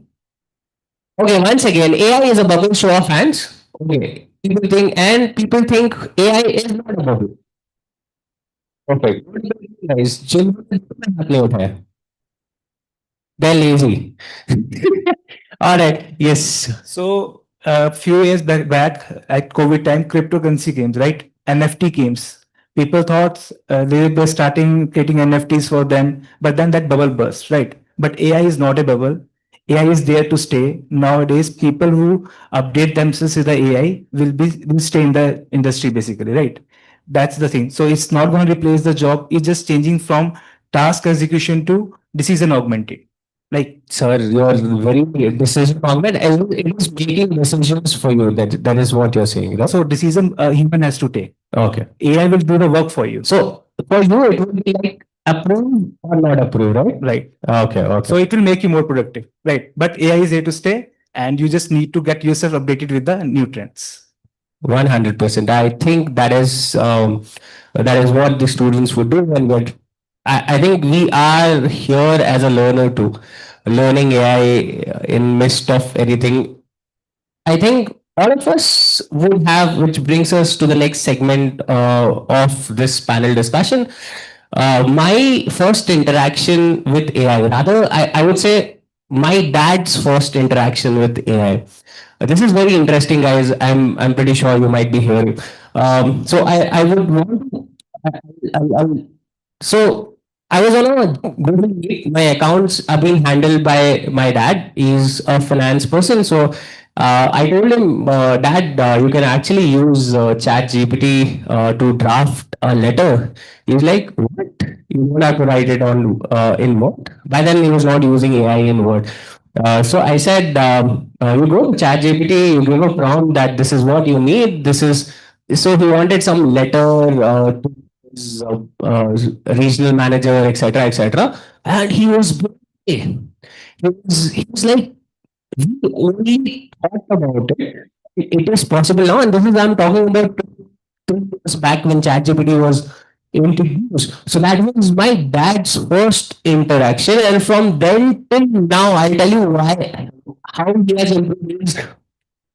70 and how he's improved is doing it in language now, right? Drafting letters, etc. He was creating a different business for himself. So that was my dad's first interaction with a chat GPT or something. Do you have a story path? Probably we'll start with Srinivas sir on that, and where you saw, oh my God, this is what we imagine in theory. All the mad scientists was telling, but this is now it is coming to reality. So in our organization, we have a team called Credit and Collections team, and we have recently collaborated with UiPath, and the UiPath has installed some bots, and the bot will have the access to all the tools Outlook, everything, and the bot itself will operate on its own, interacting with the vendor, sending out an email, giving all the list of the pending invoices which is yet to be received. So the bot is collaborating in such a way, even it will reach out to the vendor, it will call the vendor, it will explain what is being there, and if vendor responds back that hey, this is not clear, it will explain much more in better way. And if still the pending resolved, it will come to the human. So this has reduced the turnaround time from 24 days to 4 days. Oh my God. Almost It has really blown our mind, like, and this bot works in all the 3 shifts. 24 hours 7 it will work. Right? We as a human work for 8 hours, but it will not take rest. It will keep on working. And initially we have deployed 80 licenses, and the bot is optimizing in such a way. Now it says that 40 licenses are enough.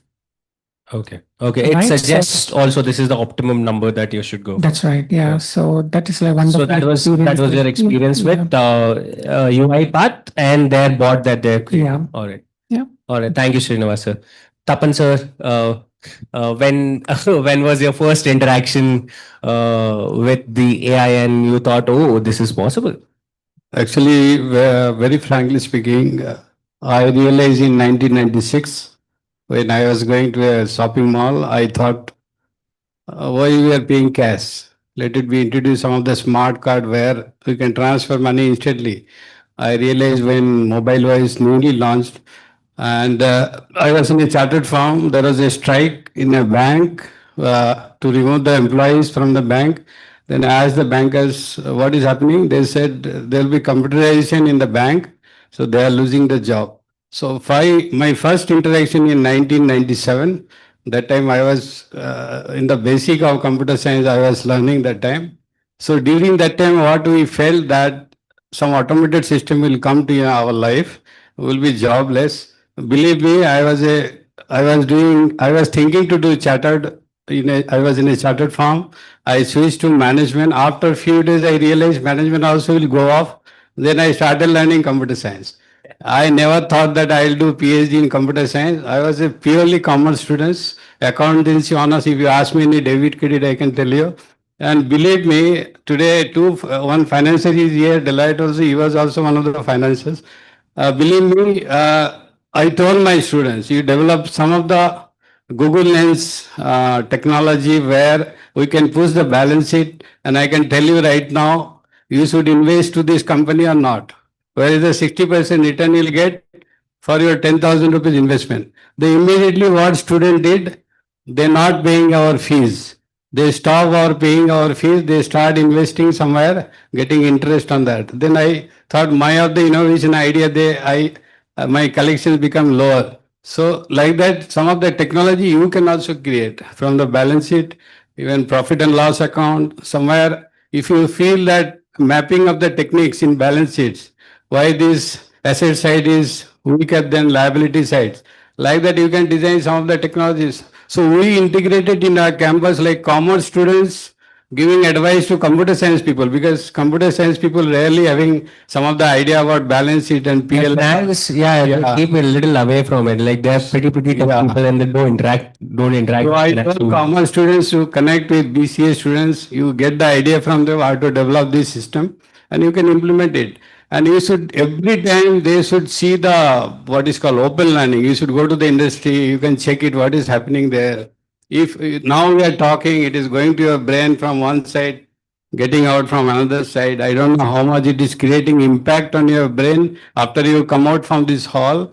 But out of 100 students sitting here, I feel maybe significantly 2 to 3% students are listening very carefully.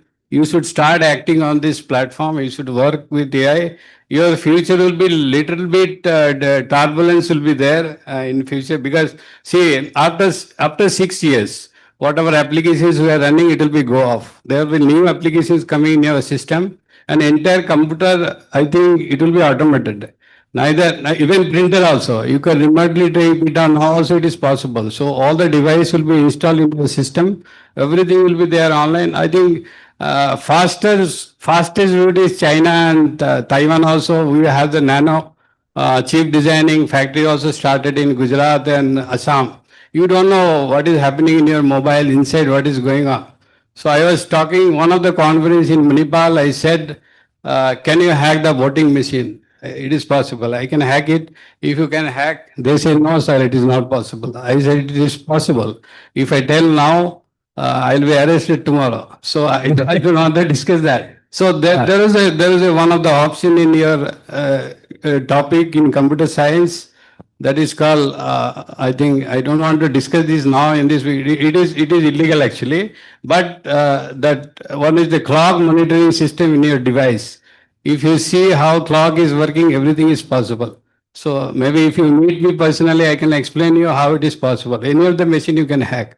Without internet, physical hacking system is there to alter the data. It is possible. Because when you learn AI now, every chip having the instruction inside built. It is can be possible automatically through the clock. Because battery is there, clock give instruction to the device, it can change. A data can change in B data can change in C. It is possible, but you should not try it. It is there is the ethical problem. But before I end my speech, I should tell you, you should be very good learner. Every time, agile learner, you should learn every time the changes coming in our society. And you should be very good designer also. If you design something, it should be sellable. Only giving GAN and thought, nothing will be important for you, I believe. But if you give your experience to somebody, if somebody is creating something, that will be your achievement. Thank you. All right. I think when you're talking and discussing about the finance and the kind of AI that has been used, show of hands, how many of you do stock investing or mutual funds or something on those lines? Okay, very rare. I think from next year onwards, this should be at least an 80%, guys, because saving does help. So coming to the point where I observed AI transformation is I use Grow for stock investing. They have their own AI, and I just said, "Hey, Grow, analyze my portfolio and tell me where to hedge my profits and where to hedge my loss."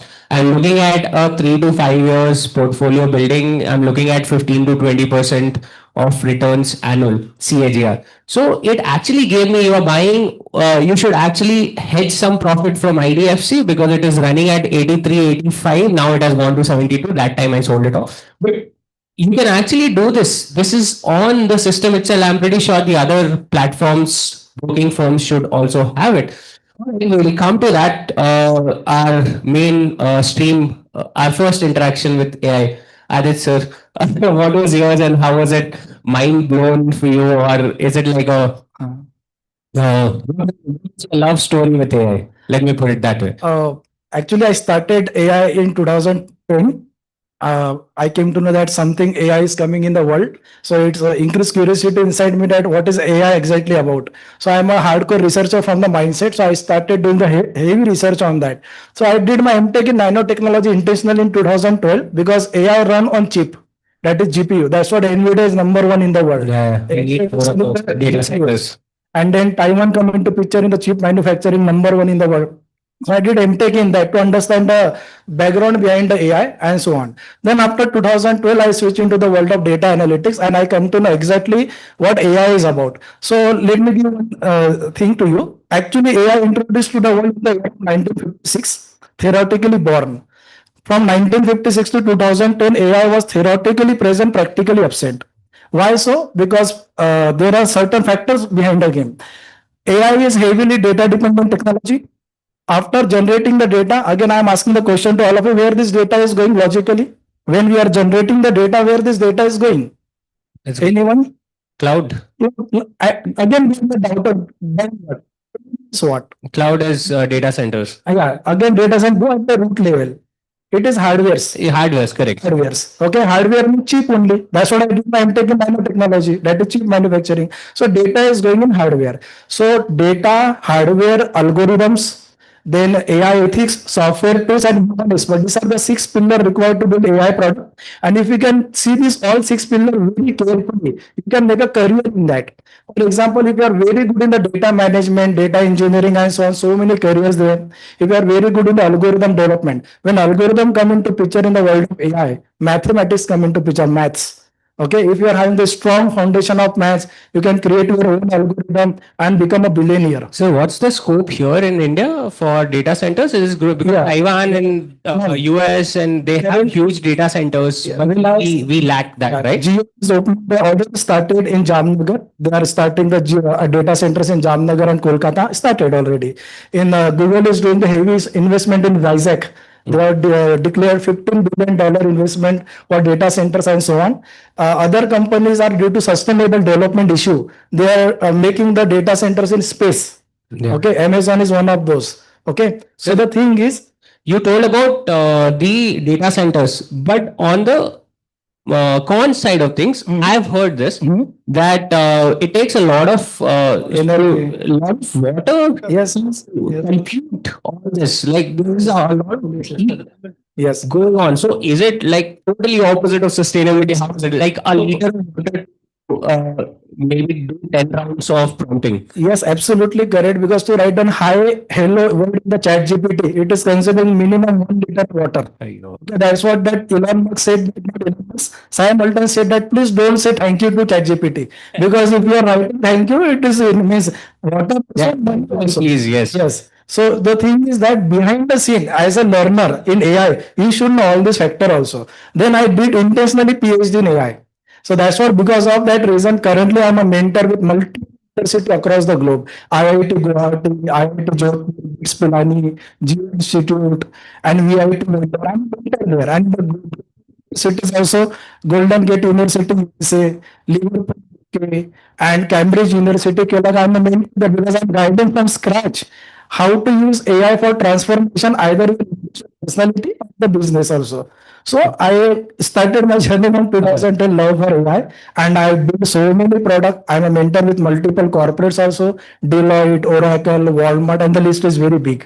So I built, developed the product and enjoying this journey of AI because this is the future, obviously. The future is already there.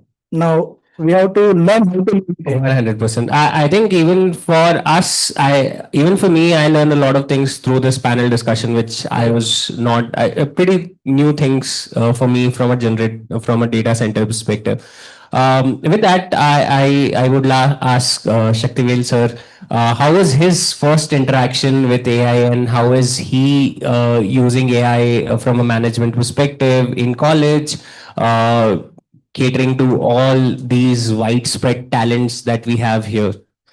See, my first interaction in AI just came in, I think, when the first version of AI, ChatGPT came. So I was skeptical. 2020, 22. That time, actually, as I was in uni. So that time somebody told there is a ChatGPT come, there is a AI, you can just throw some scene. It's my first interaction with that time because I want to get some papers. Because when we want to write research paper, so we want to take papers from leading journals and leading authors. So I just put some Parsuram and Jagdish, some physics, Kotler, all these things I put, and I asked which journal they all published, the recent one. So they ChatGPT gave it. Yeah. But all are wrong. Because that is where I found lives, evolution. Because that is the first version. So check, see, if I just put all these things by paper, I get blacklisted. So my credibility goes off. Yeah. So that is where I found AI wanted to please you. Yeah. AI just created a paper, the names I want, like including Jagdish Sheth, Parsuram, and all are associated with IFM institutions. So in the journals which I want, Journal of Marketing. So excellently, like English. So like English. Excellent the title. And I was very happy. Oh my God. Then I just, also asked for delay. So when I just click delay, nothing is coming. Then I just check that particular source. It was all, AI was hallucinating. Yeah. So that was my first interaction as a researcher. Later, I started using for my personal thing. Like I test a lot of things. I test, ask questions. Yeah. So that was the early version of ChatGPT. Like it was in the developing phase. But later I found, because I use AI for we all live lives. One is a professional life, personal life, social life. Yeah. So I use AI in all lives. Recently, I found yeah, so Meta AI I usually use for my social life. So even sometimes I ask AI to solve problem in the college among the faculty member and all these things. I just ask the questions. So that Meta AI just started thinking, because I found the Meta AI has a more of a emotional empathy. Yeah, yeah, sir. So It used to lack empathy in the first version. exactly. I would say it a lot, but empathy has become a little better. Better with the in Androids. especially in Meta, because I just checked it. Because I found the Meta that empathy comes from. I also did a study actually. Why it is that? Because Meta built a very good image. Like Image they built generation. this. So the image has actually led to that I found. So I started using that empathy, that Meta for my social life. My professional life and my personal life, I use the Gemini and Copilot mostly, like for my classes and my. But still, like I not used AI for generating letters and all these things, because still I believe I want to use my human So, intelligence. sir, I think it will come out really nice. But the context has to be said properly. This is what I want. This is how long it should be. This is the context. I am reaching out to this. This letter is addressed to this, and this is the context, and it will give you a proper. Probably that is the art of prompting that Aditya sir was talking about. So. Thank you so much, sir. It has been a great conversations, and probably day in and day out we'll be using AI. And I request everybody of you to also use. If you are not using it, then probably you're falling behind. On the UAE side, sir, there was, I think UAE was the first one to incorporate Bitcoin and cryptocurrencies, and you can see a public ledger of property being sold in UAE. You are the first owner, second owner. It's kind of great, a public ledger, right? So I think that bit can also be connected through AI, but I think due to interest of time, we might have to close this off. I hope you guys had a great understanding of what AI is. I would want to thank you, Shaktiven sir, Adit sir, Tapan sir, Srinivas sir, and Pat sir, for making the time and coming here and discussing bunch of AI that we use, and probably these are all students who are looking. I was reading somewhere that AI will disrupt the entry level jobs, but अगर आपको पहला ही step नहीं मिलेगा तो how would it's basically like entry level job खा रहा है. If you want to get into entry level, because that is the stepping stone, right? So I probably we would have helped you in a way that how you can utilize or learn. You can get a lot of information source through free courses on YouTube. Definitely, you should try out few keywords like AI agents, how to build AI agents, what is agentic AI, what are LLMs, different type of LLMs, and what is generative AI. I think probably these three things, four things, once you start, it is the branched search. And probably that I would suggest, and probably you can also suggest, is Perplexity to use, because if you are doing any research, Perplexity is the number one. Thank you so much for the panel. This is Nitish Mathur, and thank you so much.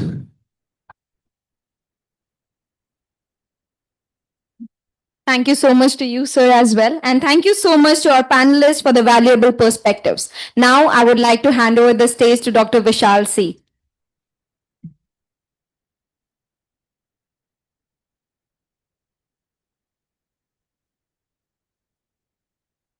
Yeah, good afternoon, everyone. How was the panel discussion? I don't find any people interacting, asking questions. I have any questions to ask? Anyone? Yeah, I think we'll keep time for a couple of questions that we can We take. have just Yeah. 5 minutes. Yeah, ma'am, you can hand over the mic.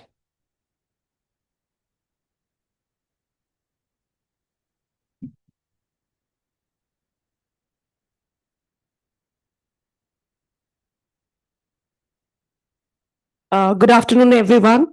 Excuse me for my bad throat, but I thoroughly enjoyed this discussion. Thank you to all the panel members and Vishal sir for organizing it. So I have one curious question, and I guess I'm asking this question as a faculty. I teach in IFM college. Sometime back, I was teaching my son at home, and he's in seventh grade. So he was finding some difficulty in understanding a literature poem. So he quickly took a picture of that, fed that into Chat GPT, and so I was trying to stop him. I said, "I'll explain." He said, "No, Chat GPT will give me a better and easier explanation." So he went ahead, and the explanation was good. And then actually he used that explanation to again get the questions answered again from ChatGPT. So my question is that when we are saying that AI is making us productive, which Parth sir said, but at the same time, it's also stopping us from using our brains. So being productive is, yeah, you got to understand some difficult, complex situations, the problems, but how do you stop yourself the urge to, use it for answering the questions which check your analytical skills? So how, because our students also do that, they also cannot control that urge to ask everything. We are giving them case study for a discussion, so some they will take that case study, they'll make the GPT explain that case, but at the same time when it comes to the questions, that also they feed it to the GPT. So how can we make them understand that uh, that analytical skills, which again when we talk about AI, and how can we make them stop that? So that question is for everyone, anybody can answer that. Do you want to go ahead, sir? So very easy answer, ma'am. For this, see, there are so many technologies in the world. Excessive use of any technology is harmful. Okay. In our day-to-day life also, I will drink excessive water, it is harmful. So the thing is that we have to make balance. When to use such kind of AI tools to help me rather than to use when I'm useless. Okay, I don't want to become that. So I want to make a balance of AI plus human combination. That is the only future. So we need to find such a way. That means now it's all up to us. That now I'm already observing so many students are in the mobile right now. Correct. Distraction. No one want that, because if you want a success, distraction should not be there. But you still see so many people. I keep observing during my entire panel discussion. Still in the last bench, 2 people are sleeping. Check it. I'm observing right now. Okay. So the thing is that it is us how to use that tool when I need a help, where I'm stuck there. And obviously, as a parenting part, we need to give the less access to the AI tools and so on, because it is dangerous also. Because if we are not going to control that, our entire future generation will be heavily dependent on AI tool only, and they will not become a problem solver. So we want to give the set to the future generation. One is the problem solver, how to solve the problem. AI tool is going to help me to reduce my work actually and work time. In that aspect, I need to use the AI tools. So this is a very ethical question we are facing currently in the world, that ethics point of view, AI usage is increasing aggressively. So it is decreasing creativity. So that balance we need to go out, that is called as a trade-off. So we are actually juggling in that only. We are giving the suggestion to all the audience, use in the balancing way, because our screen time is very high, 17 hours in a day, and we are thinking that I should get a 50 lakhs rupees job. How it is possible? You only tell me. So, Adi sir, just to add on to that, I usually do that. Like, ask ChatGPT how would you rank this output out of 10? So sometimes, and these are suggest the improvement and suggest the improvement. That are the shortcuts. But at the end of the day, what I feel is being social. I think when you interact, say I interact with this particular panel, I've taken bunch of things and I've created a perspective. This perspective is original to me. This AI can't take. That perspective I have to put into the AI. This is what my understanding is. Can you draft me this? And go through it and probably what is missing, you can add to the prompt. I think probably that would be the right approach where human and AI get together. Just watch AI summit. One participant asked the question to Simultan also that my son is becoming dumb by using ChatGPT. The same question asked to Simultan. Simultan also given this answer. If students are using like that, so this is the fault of student. We have created ChatGPT to increase the creativity, to increase the productivity, not to become a dumb. So it is up to user side, not from their side. Because at the home, we have a knife. Knife is a tool. For what purpose it is used? Cutting the vegetable. It is used for that purpose also. You know, for that, what I'm talking about? For what purpose? So it is up to us how to use that tools for our productivity. Just quickly, I want to, add to that. The very important thing, like, see, these are all technology available. So whether you want to use it, abuse it, it is up to us. For everything, if you're ChatGPT or any of these AI tools, so you stop using your human. So I suggest my classes students actually, I ask them what is the last 5 years of your data, industry data of the particular car. Those informations are actually you can get it, because otherwise, if you go to Google or somewhere to collect that information, it will take minimum 2 days. But what decisions you have to make by going through the data. So that is where we have to. That is where perspective is very. See, never stop looking to use the AI, but you have to use AI in a responsible way, as long as actually it won't affect your own thinking. That's my better. All right, we don't have time, but if it is real quick, we can make it. One last question. Last question, we'll Yeah. take it.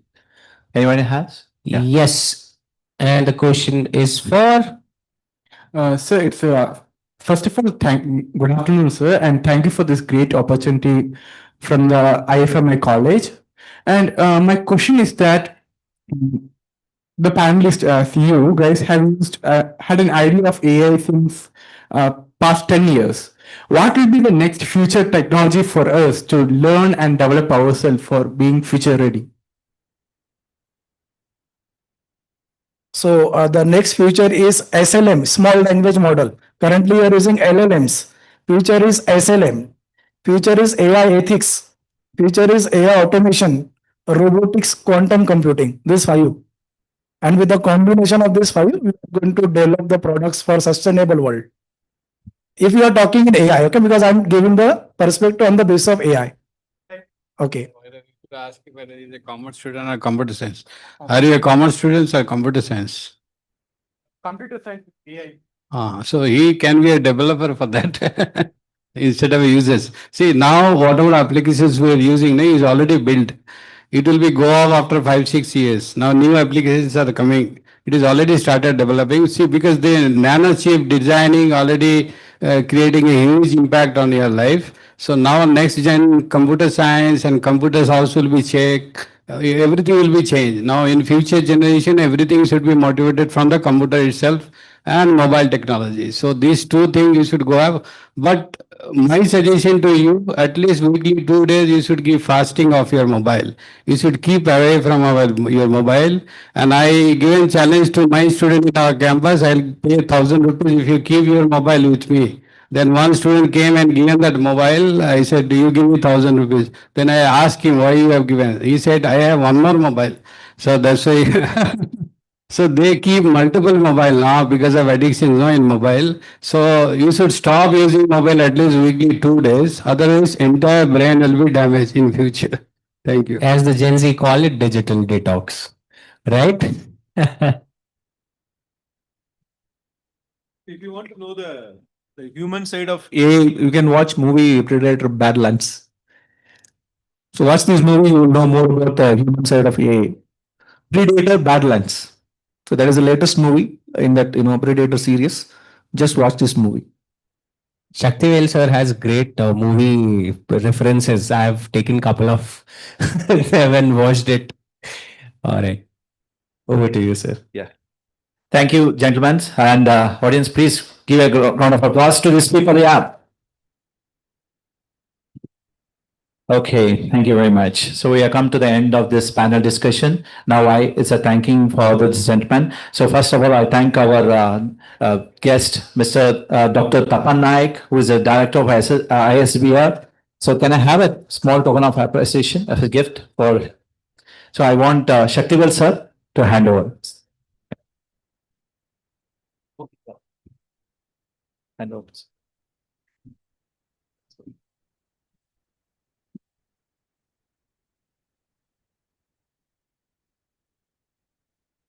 Thank you, sir. Thank you.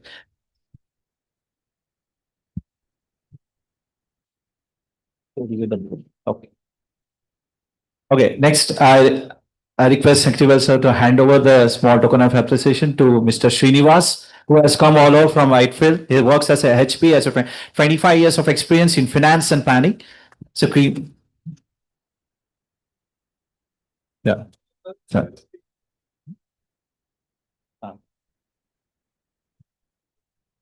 Yeah. So I request to hand over to Parth. So he works as a agentics, as a very young, dynamic person who is having 12 years of experience in the field of that. Yes, yes.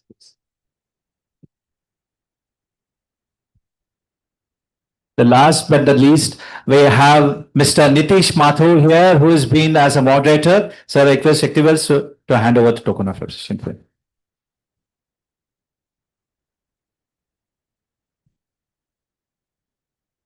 Yeah.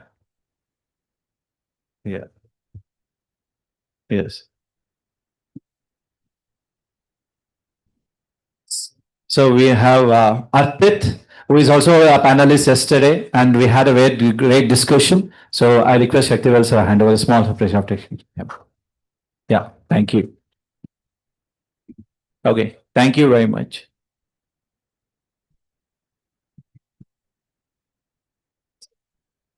Now I would request Dr. Vishal C to hand over a token of gratitude to Shaktivel sir. Please give a big round of applause.